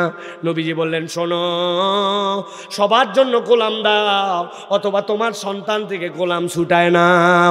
এক মায়ের পেটের সন্তান, তোমার ভালোবাসা কম বেশি অন্তরে থাকতে পারে, বাহিরে তুমি কখনো বিভেদ সৃষ্টি করতে পারবে না। অনেক হাজী সাহেব গাজী সাহেব আছে, যেই ছেলেরে ভালোবাসে তারে জমি জমা লিখে দিছে, আর বাকিগুলারে ফাঁকি মারে, আবার মসজিদে আসে তসবিহ টেপে। আপনি এখনো আল্লাহর হক ঠিক মতো বুঝতে পারেন না, ঠিক না? 2 নম্বর মুসলমান আপনি। আপনার দোকানের মাল হালাল, ব্যবসা হালাল, কিন্তু আপনি বড় ধান্দাবাজ। আপনি বলছেন আপনার মতো চেনা লোক বলে কেনা দামে দিলে আমি। মিথ্যা কথা। আপনি ব্যবসায়িক স্বার্থে বলছেন চেনা লোক, ওই লোককে জন্মেও দেখেন নাই। কেনা দামে বলছেন, কেনা দামে বলে 500 টাকা কল্লা সাইজ করে ফেলছেন আপনি, শুধুমাত্র ব্যবসায়িক ধান্দায়, মাল হালাল সব হালাল, কিন্তু সেনা দামে কেনা লোক বনির কাস্টমার, এই কথা বলে আপনি হারামে ঢুকে গেছেন। নিজে মুমিন, এখনো মুত্তাকি হতে পারেন নাই, কথা বলেন। অতএব আল্লাহ রাব্বুল আমিন বলছেন, সফলতার মানদণ্ডে ওই রাস্তায় যদি উঠতে চাও, ওই মহাসড়কে যদি পৌঁছাতে চাও, 1 নম্বরে আমি রব্বুল আমিন বললাম ইয়া আইয়ুহাল্লাযীনা আমানুত্তাকুল্লাহ, 1 নম্বরে আল্লাহ রাব্বুল আলামিনকে ভয় করতে হবে। মুত্তাকিদের কাতারে নিজেদের নামগুলা উঠাতে হবে। এখন একটা কথা কেবল জিজ্ঞাসা করব, বুঝে থাকলে বলেন তো, আমি আমার নাম মুত্তাকির কাতারে উঠাতে চাই, আল্লাহকেও ভয় করতে চাই, জনগণকেও ফাঁকি দিতে চাই না, কিন্তু আমার সাথে আমার নামাজ নাই। বেনামাজি কোনোদিন মুত্তাকি হতে পারে? যারা বললেন না ঝামেলা আছে নাকি, বেনামাজি মুত্তাকি হতে পারে? ছোট্ট একটা গল্প শুনাই, যদি শুনাই আপনারা ঝামেলায় পড়ে যাবেন, কিন্তু ঝামেলা যদি কান্দে নিতে রাজি থাকেন তাহলে শোনাবো, শোনাবো, পরে দোষ দিয়ে না জানি। পাকিস্তানে এক ওস্তাদ তার ছাত্রকে বলছে, বাবা অনেকদিন পড়াইছি তোকে, আজকে তোকে একটা প্রশ্ন করব, উত্তর দেওয়া লাগবে। বলেন ওস্তাদজি কি প্রশ্ন? বলে বলতো দুনিয়াতে নামাজ পড়ে না কারা কারা, তোর দৃষ্টিতে কারা কারা বল। ছেলে বলতেছে অনেকদিন আপনি পড়িয়েছেন, আমি আমার ক্ষুদ্র চিন্তা ভাবনা করে ওস্তাদ বলতে চাই, দুনিয়াতে 3 শ্রেণীর লোক নামাজ পড়ে না। কয় শ্রেণী? আস্তে করে বলেন, কয় শ্রেণী? আরেকবার বলেন, কয় শ্রেণী? বল কে কে? 1 নম্বরে ওস্তাদ, দুনিয়াতে যে পাগল অথবা অজ্ঞান এই লোক আমি দেখছি নামাজ পড়ে না। পাগল নামাজ পড়ে, পড়লে উল্টা পাল্টা পড়ে, অজ্ঞান লোক নামাজ পড়ে। ফাইন, দারুণ বলছিস। 2 নম্বর কে? বলে ওস্তাদ 2 নম্বরে দুনিয়ায় যারা মৃত মরা মানুষ নামাজ পড়ে না, বরং মরা মানুষের নামাজ পড়া লাগে, ঠিক কি না? দারুণ বলছিস। 1 নম্বর অজ্ঞান পাগল, 2 নম্বরে মৃত। এবার 3 নম্বরে কে বলতো বাজান? বলছে 3 নম্বরে দুনিয়াতে যারা অমুসলমান তারা নামাজ পড়ে না। এবার আপনাদের কাছে জিজ্ঞাসা করে বলেন তো ভাই, 1 নম্বর নামাজ পড়ে না কে? অজ্ঞান বা পাগল, সবাইকে বলতে হবে, বলেন। আরেকবার বলেন, 1 নম্বর নামাজ পড়ে না কে? 2 নম্বর নামাজ পড়ে না কে? মৃত। 2 নম্বর কে? 3 নম্বর কে? অমুসলমান। জোরে বলেন। এবার আপনাদের কাছে জিজ্ঞাসা করব, উত্তর দেন। এখানে আমি সহ আমরা যারা আছি, ওই যে দাঁড়ায়া, ওই যে বসে, ওই যে সিঁড়িতে, শেষ পর্যন্ত যত মানুষ আমরা এখানে আছি, জিজ্ঞাসা করব, উত্তর দেন। আমরা এখানে যারা আছি, আমরা কি পাগল বা অজ্ঞান? আমরা কি মৃত? আমরা কি অমুসলমান? আমার উত্তর দেওয়া শেষ, বাকিটা আপনারা বাড়ির যে বুঝে খায়েন। যেই বেটা নামাজ পড়ে না, 3টার মধ্যে একটা থাকা লাগবে, হয় মারা গেছে, না হয় অজ্ঞান, না হয় পাগল, না হয় সে অমুসলমান। এখন আপনি যদি নামাজ না পড়েন, বলতেছেন আমি অমুসলমান না, তাহলে হয় মরা না হয় অজ্ঞান। কি বলছেন? না না, আমি মরাও না, আমি অজ্ঞানও না, তাহলে আপনি অমুসলমান। কে? বাড়ির যাই হিসাব মিলাই নিয়েন। এই জন্য বলছি, ঝামেলা নিজের টান কানে কাঁধে কিন্তু টাইনে আনছেন।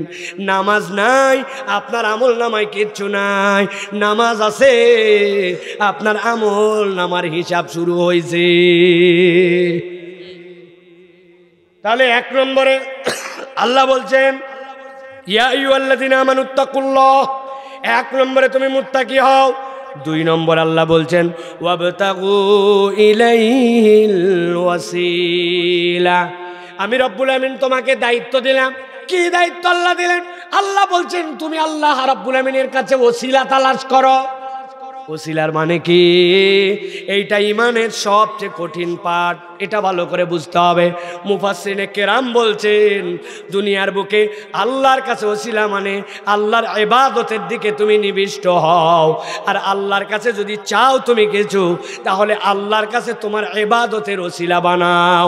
আল্লাহর কাছে চাওয়ার ক্ষেত্রে বান্দা আর আল্লাহর মধ্যে, আল্লাহর সাথে কোনো মাখলুক কখনো ওসিলা হতে পারে না। আল্লাহর নিকটবর্তী হও, ওসিলা তালাশ করো। আপনি বলতেছেন আমি ওসিলা তালাশ করি, কি ওসিলা আপনি তালাশ করেন? আল্লাহ অমুক পীর সাহেবের মাজার এবং মাজারের ভিতরে যিনি শুয়ে আছেন তার ওসিলায় আমার বাচ্চাটার একটু রোগ ভালো করে দাও। এরকম বেমারের রুগী কুমিল্লা অঞ্চলে আছে কিনা ভাই? ভালো করে ঠান্ডা মাথায় বোঝেন। আপনি বলবেন সমস্যা কোথায়? এই ওসিলা চাইলে আমার মুশকিল কোথায়? এইটা ইমানের চ্যাপ্টার। এইটা যদি আপনি না বোঝেন আপনার ইমান এখনো আনা হয় নাই। আল্লাহ নবী সাল্লাল্লাহু আলাইহি সাল্লামের সময় দুইটা মানুষ ছিল, আমি তাদের নাম বলবো, আপনারা খালি উত্তর দিবেন যে ইনাদেরকে চেনেন কিনা। আবু জেহেল, উতবা, সাইবা, চেনেন? এবার বলেন তো ভাই, যেই মানুষগুলার নাম বললাম এরা কি ইসলামের শত্রু নাকি বন্ধু? একটু জোরে বলেন। গভীর মনোযোগ, ঠান্ডা মাথায় শোনেন। আল্লাহ আয়াতে কারিমা অবতীর্ণ করলেন, নবীজির কাছে অবতীর্ণ করে বললেন, ওই আবু জেহেল, উতবা, সাইবার কাছে যে আপনি জিজ্ঞাসা করবেন চারটা প্রশ্ন খেয়াল করেন। আল্লাহ জিজ্ঞাসা করতে বললেন যে বলো, মাইয়ারযুকুকুম মিনাস সামাই ওয়াল আরদ আম্মান ইয়ামলিকুস সামআ ওয়াল আবসার। আল্লাহ বললেন যে জিজ্ঞাসা করবেন, এই আবু জেহেল, আসমান জমিন থেকে তোমাকে রিজিক দেয় কে? আপনাদের কাছে জিজ্ঞাসা করে নাই, আবু জেহেল, উতবা, সাইবার কাছে। গভীর মনোযোগ দেন। আল্লাহ বলছেন জিজ্ঞাসা করবেন আসমান জমিন থেকে রিজিক দেয় কে। আর জিজ্ঞাসা করবেন তাদের কাছে যে আম্মাই ইয়ামলিকুস সামআ ওয়াল আবসার, তোমাদেরকে চোখ দিয়েছে কে আর তোমাদেরকে কান দিয়ে শোনার যোগ্যতা দিয়েছে কে? আল্লাহু আকবার। আপনার কত অঙ্গ আছে? হাত আছে, পা আছে, চোখ আছে, কান আছে, কিন্তু আল্লাহ রাব্বুল আলামিন সব অঙ্গ বাদ দিয়া মানুষের চোখ আর কানের ব্যাপারে কেন জিজ্ঞাসা করলেন? দুনিয়ার মানুষ ভালো করে বোঝেন, কোনো একটা মেশিন তার কমসে কম তিনটা পার্ট থাকে। একটা ইনপুট থাকে, একটা থাকে তার প্রসেসর, আরেকটা থাকে আউটপুট। আপনি যদি কম্পিউটারও চিন্তা করেন তাহলে ওই কম্পিউটারের জন্য ইনপুট আছে, আপনি তার ভিতরে কোনো ইনফরমেশান ঢুকাতে চাইলে ডাটা কেবল দিয়ে ঢুকাতে হয়, এরপরে তার একটা ভিতরে প্রক্রিয়া হয়, মেশিনের মধ্যে কাজ হয়, এরপরে সেইটা আউটপুটে হয় আপনি প্রিন্টার দিয়ে বের করেন, না হয় মনিটরের মধ্যে নেন। কোনো একটা পদ্ধতি আছে। একটা মানুষ, তার যদি এই কান আর চোখ না থাকে তাহলে তার মস্তিষ্ক কাজ করার মতো কোনো ইনপুট কিছুই পাবে না।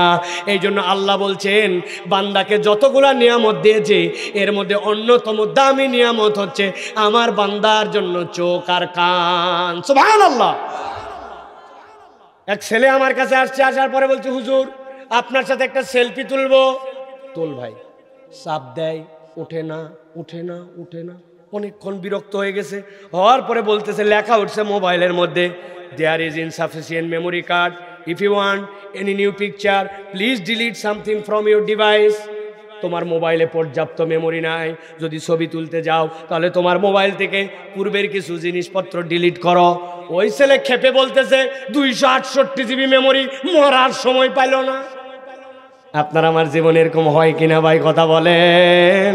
কিন্তু একটু বুদ্ধি খাটায় দেখেন, মায়ের পেটের থেকে হওয়ার পরের থেকে অনবরত দেখতেছি, অনবরত শুনতেছি, আপনার আমার ব্রেনের মেমোরি কোনোদিন সিগন্যাল দেয় না, ডিলিট করা লাগবে। আল্লাহ বলছেন ওই আবু জেহেল, উতবা, সাইবার কাছে যে জিজ্ঞাসা করো আম্মাই ইয়ামলিকুস সামআ ওয়াল আবসার, তোমার চোখ দিয়েছে কে, তোমার কান দিয়েছে কে? আল্লাহ কোরআনে বলছেন আবু জেহেলকে এই কথা জিজ্ঞাসা করার সাথে সাথে লাভ দিয়ে উঠে বলছে সায়াকুলুন আল্লাহ, আসমান জমিন থেকে রিজিক দেয় আল্লাহ, চোখ দিয়েছে আল্লাহ, আমাকে কান দিয়ে শোনার ক্ষমতাও দিয়েছে আল্লাহ। এবার আপনাদের কাছে জিজ্ঞাসা করব, উত্তর দিবেন, মুখ বন্ধ রাখবেন না।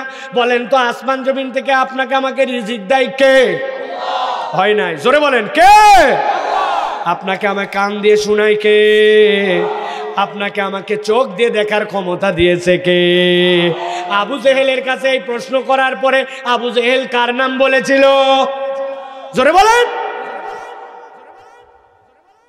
তাহলে আপনিও বলছেন আল্লাহ, আবু জেহেলও বলছে আল্লাহ। আজকের থেকে তো আমাদের ঝামেলা ঝঞ্ঝট মিটে গেল, ঠিক না ভাই? ভাই ভাই হয়ে গেলাম। আবু জেহেল আমাদের ভাই আজকে নাকি? কেন? ওই বলছে আল্লাহ, আপনিও বলছেন আল্লাহ। আল্লাহ বলছেন নবীজি এবার যান, যে জিজ্ঞাসা করেন জীবন দিছে আল্লাহ বলছো, মারছে আল্লাহ বলছো, চোখ দিছে আল্লাহ বলছো, কিন্তু আবু জেহেল তুমি লাতুজ্জা মানাতের কাছে কেন যাও?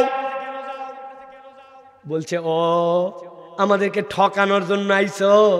শোনো তাহলে কেন যায়? লাতুজ্জা মানাতের কোনো ক্ষমতাই নাই। যাও কেন? দেখলাম ব্যবসা করার আগে লাতের কাছে গেছো, বাচ্চা অসুস্থ হয়েছে মানাতের কাছে যাই একটু গোসল দেওয়াইছো, ওই পানি দিয়ে খাওয়াইছো। হবলের কাছে গেছো, যাওয়ার পরে তার সামনে এক কোপে দেখছি ছাগল জবাই দিছো, ওই রক্ত কাপড়ের মধ্যে মাখাই নিয়ে উটের সামনের পায়ে বাঁধে তোমরা তখন সিরিয়ার দিকে সফরে বেরোইছো যাতে ব্যবসায় বরকত হয়। কিছু না দিতে পারলে এগুলো করলে কেন? আল্লাহ কোরআনে বলছেন, উত্তর দিয়েছে ওই আবু জেহেলের দল, আমরা এই জন্য যাই না যে তারা আমাদেরকে রিজিক দেয়, তারা আমাদেরকে খাওয়ায়, তারা আমাদেরকে মারে। আল্লাহ বলছেন, তারা বলছে লিয়াতাকাররাবুনা ইলাল্লাহি যুলফা, তাদের করার কোনো ক্ষমতা নাই, কিন্তু তারা আল্লাহর প্রিয় পাত্র, আল্লাহর অমুক ফেরেশতা, আল্লাহর অমুক পয়গম্বরের প্রতিকৃতি, আল্লাহর ওলি। ওদের কাছে মান্নত দিলে ওরা খুশি হয়, ওরা খুশি হলে আল্লাহ খুশি হয়। আল্লাহ দেয়, লাতের মাধ্যম দিয়ে দেয়, হবলের মাধ্যম দিয়ে দেয়। ইমানদার যখন মাজারে যায়, ইমানদার যখন অমুক তমুকের কাছে যায়, আপনি এত কিছু থুইয়া দৌড় লাগাইছেন, আপনি বাবা শাহজালাল আপনার বেটার অসুখ কি ব্যাপার? শাহজালাল কি তোমার রোগ ভালো করবেন? না না। মান্নত কেন দিবেন তাহলে? ভাই মান্নত দিতে এই জন্য যাচ্ছে যে উনি বড় আল্লাহর ওলি, উনার কাছে দিলে উনি খুশি হয়, উনি খুশি হলে আল্লাহ খুশি হয়, আল্লাহ দেয়, কিন্তু একটু শাহজালালের মাধ্যম দিয়ে দেয়। আপনার ইমান যদি এইটা হয়, আপনার ইমান আর আবু জেহেলের ইমানে কোনো পার্থক্য না। ভালো করে বুঝেন, আল্লাহ এই জন্য বলছেন তাকওয়া অবলম্বন করো, ওয়াবতাগু ইলাইহিল ওয়াসিলা, আল্লাহর নৈকট্য অর্জনের জন্য পথ অন্বেষণ করো। ওলিয়া উলিয়াকে তাহলে মানবো না? হ্যাঁ মানবো। কি জন্য মানবো? তিনি আমাকে জান্নাতে যাওয়ার গাইডলাইন দেখাবেন, কিন্তু তার কবরের সামনে যখন যাব, কবর থেকে নেওয়ার জন্য নয়, বরং কবরে দেওয়ার জন্য যাব। আসসালামু আলাইকুম ইয়া দিয়ারা কুবুরিল মুমিনিন ওয়াল মুসলিমিন, আনতুম লানা সাবিকুন ওয়া নাহনু ইনশাআল্লাহ লালাহিকুন। আপনাদের প্রতি সালাম, আপনারা আমাদের আগে আসছেন, ঈমানের উপরে থাকলে আমরা আপনার সাথে মিলিত হব। তাদের কাছে নিতে যাই নাই, তাদের কাছে দিতে গেছি। নিতে যদি যান ঈমানটা হারাবেন, ঠিক না? অতএব সফলতার রাস্তার 2 নম্বরটা ভালো করে বোঝেন। ওসিলার মধ্যে তাআব্বুদিয়া নাই, দুনিয়ার ওসিলা আছে। দুনিয়ার ওসিলা তো লাগবে। ডাক্তার দেখাইছেন আপনি, না দেখালে আপনি সারবেন কেমনে? ওটা ওই ওসিলা নয়। ডাইরেক্ট আল্লাহর সাথে চাওয়ার মধ্যে, বান্দার সাথে মধ্যে কোনো মধ্যস্থতা নাই। 3 নম্বরে সর্বশেষ আল্লাহ রাব্বুল আমিন বলছেন, যেই বান্দারা তাকওয়ার পথ অবলম্বন করবে, 2 নম্বরে ওই বান্দারা তাকওয়ার পথের সাথে সাথে যখন ওই বান্দারা প্রকৃত আল্লাহকে ডাকতে শিখে যাবে, আল্লাহ বলছেন 3 নম্বর তাদের দায়িত্ব হচ্ছে ওয়াজাহিদু ফি সাবিলি লাআল্লাকুম তুফলিহুন। আল্লাহ বলছেন আল্লাহর রাস্তায় তুমি জিহাদ করো, আল্লাহর রাস্তায় তুমি প্রচেষ্টা করো, আশা করা যায় রব্বুল আলামিন তোমাকে সফল করে দিবেন। সুবহানাল্লাহ। আল্লাহর রাস্তায় জিহাদ মানে কি?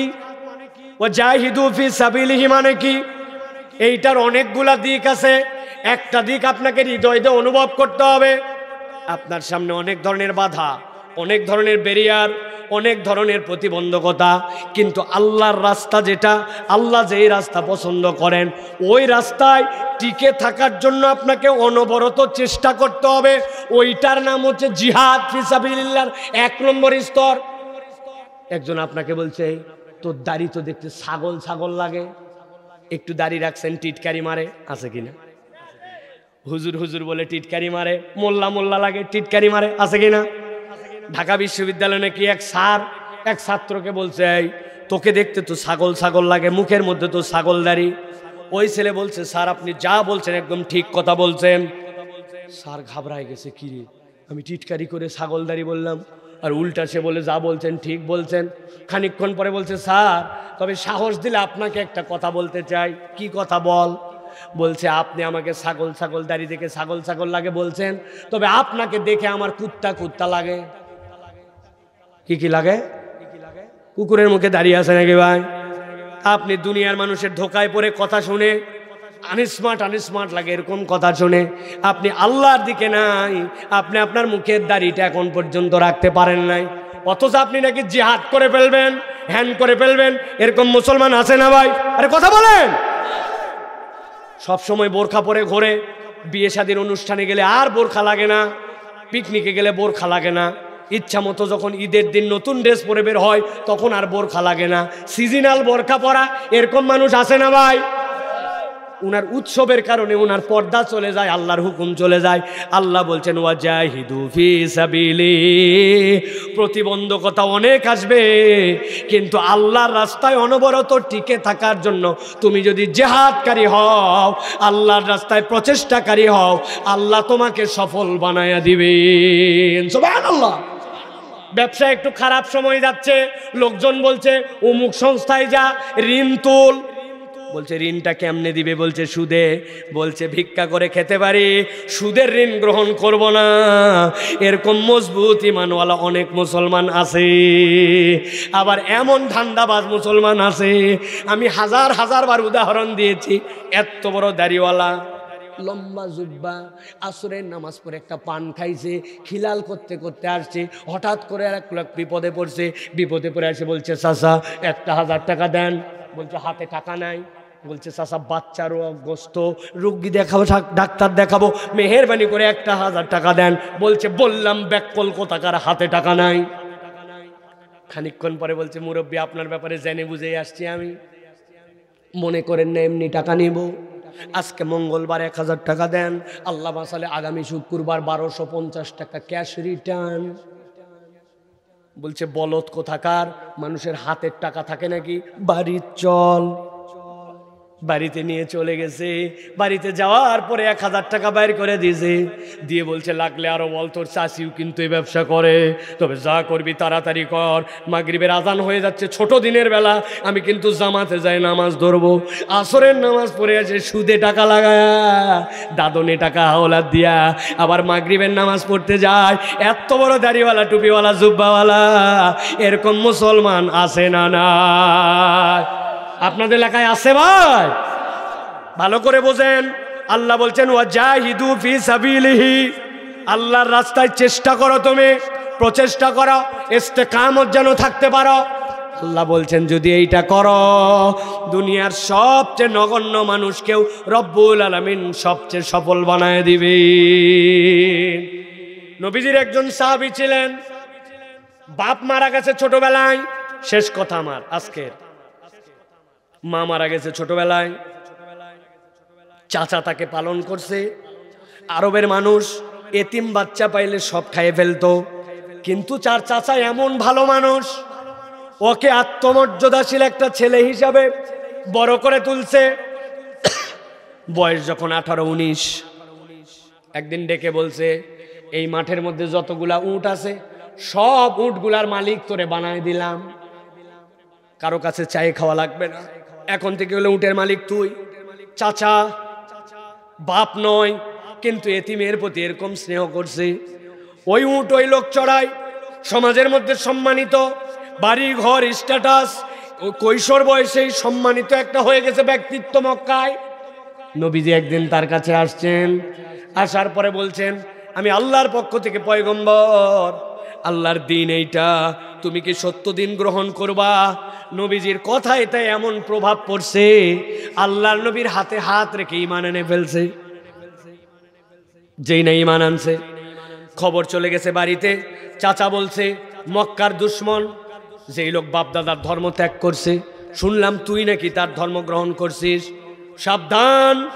এখনো বলতেছি তুই এতিম ছিলি, আমার দেওয়া সম্পদে চলিস, আমার দেওয়া বড় হয়েছিস, এখনো তোকে বলতেছি আপনি কেড়ে নেন, আর তারপরেও যদি বলেন মুহাম্মাদের দল ত্যাগ কর, আমি এইটার করতে পারবো না। সাথে সাথে চাচা তাকে বলছে তোর জামা কাপড় সহায় সম্পত্তি সব আমার দেওয়া, এগুলো সব রেখে দিয়ে আমার বাড়ির থেকে বের হয়ে যা। সাহাবীর নাম আব্দুল্লাহ জুলবাজাইন এক মুহূর্ত দেরি করেন নাই, যত উট ছিল যত সম্পদ ছিল সবগুলা দিয়ে দিয়েছেন, এগুলো সব আপনার দিয়ে দিলাম, কিন্তু আপনার সাথে থাকবো না, আমি মুহাম্মদ সাল্লাল্লাহু আলাইহি ওয়াসাল্লামের কাছে চলে গেলাম। চাচা ডাক দিয়ে বলছে, এই ব্যাক কল, তোর গায়ের মধ্যে যে জামা আর নিচে যে লুঙ্গি পরে আছিস ওই দুইটাও আমার টাকায় কেনা, ওইটা নিয়েও মুহাম্মদ সাল্লাল্লাহু আলাইহি ওয়াসাল্লামের দপ্তরে যেতে পারবি না। ও মনে করছে বিরাট কথা, জামা খুলে দিয়ে দিছে, বলছে লুঙ্গি খোল। যখন সে রাজি হয় নাই এক টানে তাকে বেইজ্জত করে দিয়েছে। উনি একটা ছেঁড়া কাপড় কোন রকম পেঁচায়া রওনা দিয়ে দিয়েছেন। মক্কা থেকে রওনা দিয়া মদিনা মুনাওয়ারায় পৌঁছাইছেন। আল্লাহ নবী যখন তার চেহারার দিকে দেখেছেন, একটা ছেঁড়া একটা বিবস্ত্র এরকম কাপড় পরে আমার আব্দুল্লাহ মদিনায় চলে আসছে, পায়ের নিচের জুতাটা পর্যন্ত নাই, ফোসা পড়ে গেছে। আল্লাহ নবী সাহাবায়ে কেরামকে বলেছেন, আমার এই সাহাবী এখন থেকে মদিনায় নববীতে এই জায়গাতে এসে থাকবে, আমার তত্ত্বাবধানে থাকবে। আজকের থেকে আমি মুহাম্মদ সাল্লাল্লাহু আলাইহি ওয়াসাল্লাম আমার ওই সাহাবীর অভিভাবক হয়ে গেলাম। নবীজির সাহাবী একদিন মসজিদে নববীতে বসে আছেন। মসজিদে নববীতে বসে বসে আনন্দ চিত্তে তিলাওয়াত করতেছেন নবীজির শানের আয়াত, ওয়ালা সাউফা ইউতিকা রাব্বুকা ফাতারদা, জোরে জোরে পড়ছেন। হযরত ওমর ফারুক এসে বলছেন, আয় আব্দুল্লাহ, এই আস্তে পড়, লোকজন নফল নামাজ পড়তেছে, ডিস্টার্ব হচ্ছে, এত জোরে কোরআন তেলাওয়াত করে নাকি? তোমার তেলাওয়াতের কারণে মানুষের প্রবলেম হয়। এই কথা ওমর রাদিয়াল্লাহু তাআলা বলতে দেরি আল্লাহর নবী দৌড়ায় আসছেন। আসার পরে বলছেন, ওমর ওমর ওমর থামো, উসকুতি ওমর, ওমর থামো, আব্দুল্লাহকে জোরে জোরে পড়তে দাও। ও যে কষ্ট করে ইমানের দাম বুঝে দুনিয়ার সব ত্যাগ করে ছিন্ন বস্ত্রে একটা জুতা তার মালিকানায় নাই, এই গরিবী হালতে এখানে আসছে। ও জোরে কোরআন তেলাওয়াত করলে ওর অন্তর আনন্দ পায়। তোমাদের একটু ডিস্টার্ব হলে হোক, কিন্তু আমার আব্দুল্লাহকে জোরে কোরআন তেলাওয়াত করতে নিষেধ করো না। তাবুকের যুদ্ধ শুরু হয়ে গেল। নবীজি ডাক দিলেন, কার কি আছে, কে কি দিবে, তাবুকের যুদ্ধে অংশগ্রহণ করো। খেজুর কাটার মৌসুম, বড় কঠিন মৌসুম, গরম তখন চরমে পৌঁছায় গেছে। 750 মাইল দূরে যুদ্ধ করার জন্য যাওয়া লাগবে, মদিনা রক্ষা করার সাথে এটা জড়িত। নবীজির ডাকে সাড়া দিয়া হযরত ওসমান রাদিয়াল্লাহু তাআলা 29,000 উট দিলেন, সাথে সাথে 100 ঘোড়া দান করে দিলেন। হযরত ওসমানের দান দেখে সবাই অবাক হয়ে গেল। হযরত আবু বকরকে বললেন, আবু বকর তুমি কি কি নিয়ে আসছো, কি কি রেখে আসছো? বলে, ইয়া রাসূলুল্লাহ, আমার বাড়িতে যা ছিল সবগুলা নিয়ে চলে আসছি। তো বাড়িতে রাখছো কি তাহলে পরিবারের জন্য? বলে, আল্লাহর রসুলকে রেখে আসছি। আল্লাহু আকবার। খোলো তো, কি কি আনছো? এইটা আনছি, সেইটা আনছি, হাঁড়ি পাতির বেলচা খন্তা। এই পোটলার মধ্যে কি? খোলার পরে দেখা গেল তার মধ্যে থেকে কতগুলা ছাই বের হয়েছে। এইটা কি হবে? বলি, ইয়া রাসূলুল্লাহ, আমি বলছি না বাড়িতে যা ছিল সব নিয়ে আসছি। ছাই হচ্ছে অ্যান্টিসেপটিক। আমার কোনো ভাইয়ের যদি ওই যুদ্ধের ময়দানে ছাইয়ের প্রয়োজন হয়, আঘাত পায়, আমার এই ছাইটাও যেন ওই মুজাহিদের কাজে লাগে। এই জন্য আল্লাহর রসুল ছাড়া আমার বাড়িতে কিচ্ছুই রাখি নাই। আল্লাহু আকবার। এক সাহাবী আসছেন নবীজি সাল্লাল্লাহু আলাইহি ওয়াসাল্লামের কাছে, আবু আকিল।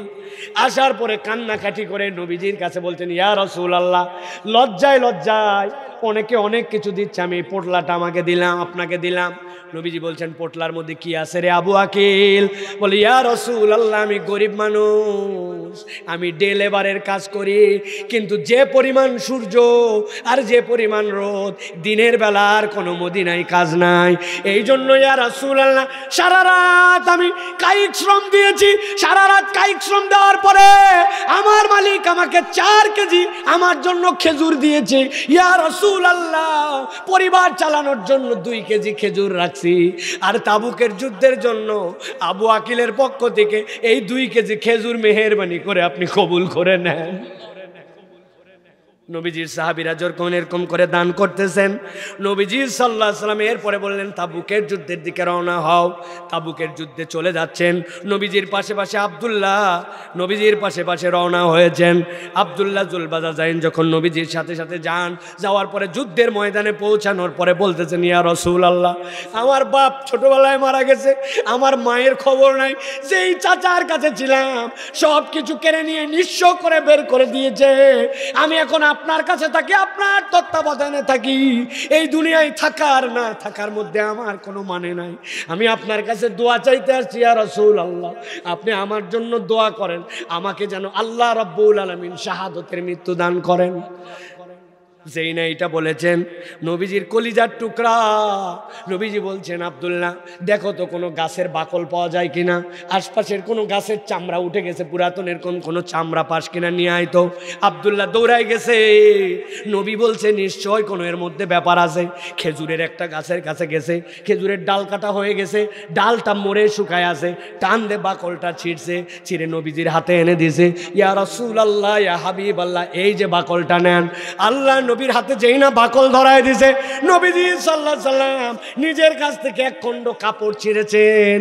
ছিঁড়ার পরে বাকলটা নিয়ে আব্দুল্লাহ জুলবাজাইন তার হাতের মধ্যে নিয়ে টাইট করে বেঁধে দিয়েছেন। বেঁধে দিয়ে বললেন, যা আব্দুল্লাহ, আমি আল্লাহর কাছে বলে তোকে সাক্ষী বানাই দিলাম, কাফের মুশরিকদের জন্য তোমার রক্তকে হারাম করে দেওয়া হলো। কোনো কাফের মুশরিকের বাচ্চার ক্ষমতা নাই আমার আব্দুল্লাহর গায়ের রক্ত বের করে। আল্লাহু আকবার।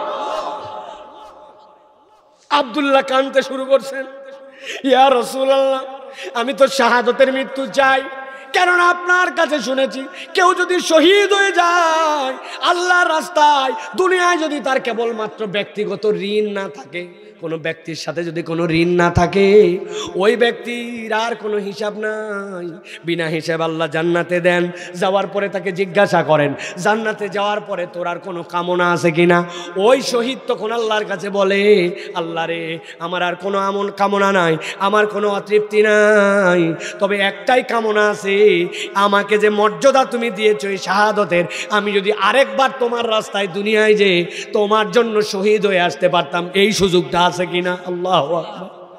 আমি চাইলাম শাহাদতের মৃত্যু, আপনি বান্দা দিলেন হাতে বাকল।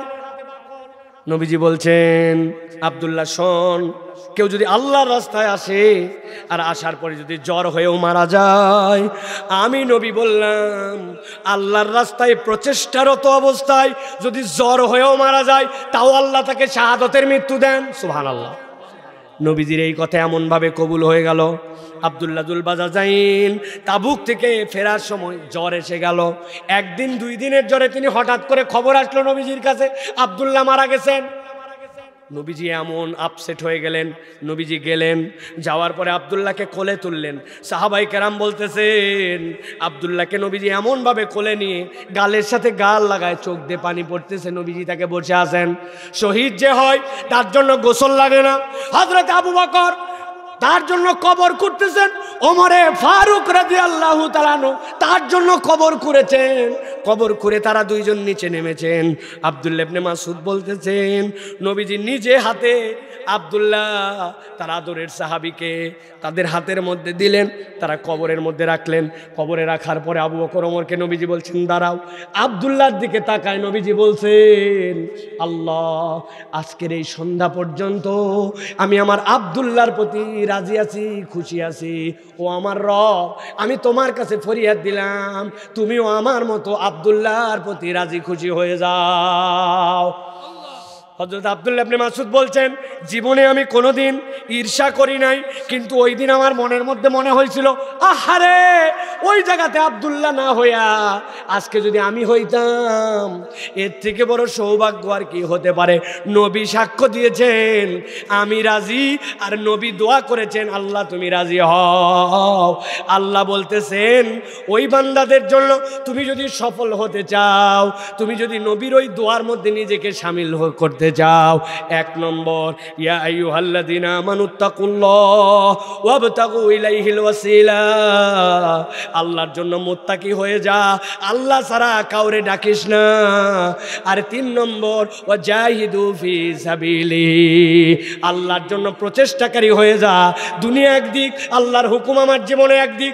কোনো বান্দা যদি এই প্রচেষ্টাকারী হয় আর জিহাদের তামান্নাওয়ালা হয়, আল্লাহ তাকে বিনা হিসাবে সফল করে তার জন্য জান্নাত লিখে দিবে। তাহলে প্রিয় ভাইরা, আজকের এই দীর্ঘ আলোচনায় আমরা কি আল্লাহর কাছে শপথ করে বলতে পারি যে আমরা আজকের থেকে তাকওয়ার পথ অবলম্বন করে চেষ্টা করব চলার? রাজি আছি ইনশাআল্লাহ? বলতে হবে তাকওয়ার পথ অবলম্বন করে চলবো, আমার মুখ থাকবে কিন্তু মিথ্যা কথা থাকবে না। রাজি? মিথ্যা বলবেন, মুখ থাকবে, গালি থাকবে না। রাজি? কুমিল্লার লোক আবার গালি না দিয়ে চলে কেমনে, তাই না ভাই? বৌরে পর্যন্ত ময়াকার ঘিও গয় দীর্ঘই বলে গালি দেয়। হাই রে কপাল পড়া, আমরা গালি দিব? আর মুখ থাকবে, গীবত থাকবে না। এই 3টা শপথ করেন, গালি দিব না, গীবত করব না, মিথ্যা বলবো না। রাজি ভাই? বুঝে রাজি হন, আল্লাহর কাছে রাজি হন, তাহলে আমরা তাকওয়ার পথে ইনশাআল্লাহ আগায়ে যাব। আর আল্লাহ ছাড়া কাউকে আমরা ইবাদতের যোগ্য মনে করি না। কবর, মাজার কেউ আমার ভালো মন্দ করতে পারে না। আর 3 নম্বর জিহাদের তামান্না নিয়ে চলতে হবে, আল্লাহর রাস্তায় জান মাল খরচ করব, এই মানসিকতা যদি থাকে, আল্লাহ বলছেন লাআল্লাকুম তুফলিহুন, আমি আল্লাহ বললাম তোমরা সফল হয়ে যাবে। আল্লাহ যেন আমাদেরকে কবুল করেন, বলেন আল্লাহুম্মা আমিন। আরো জোরে বলেন আল্লাহুম্মা আমিন। আল্লাহ আমাদের আশা বসাকে যেন কবুল করেন, বলেন আল্লাহুম্মা আমিন।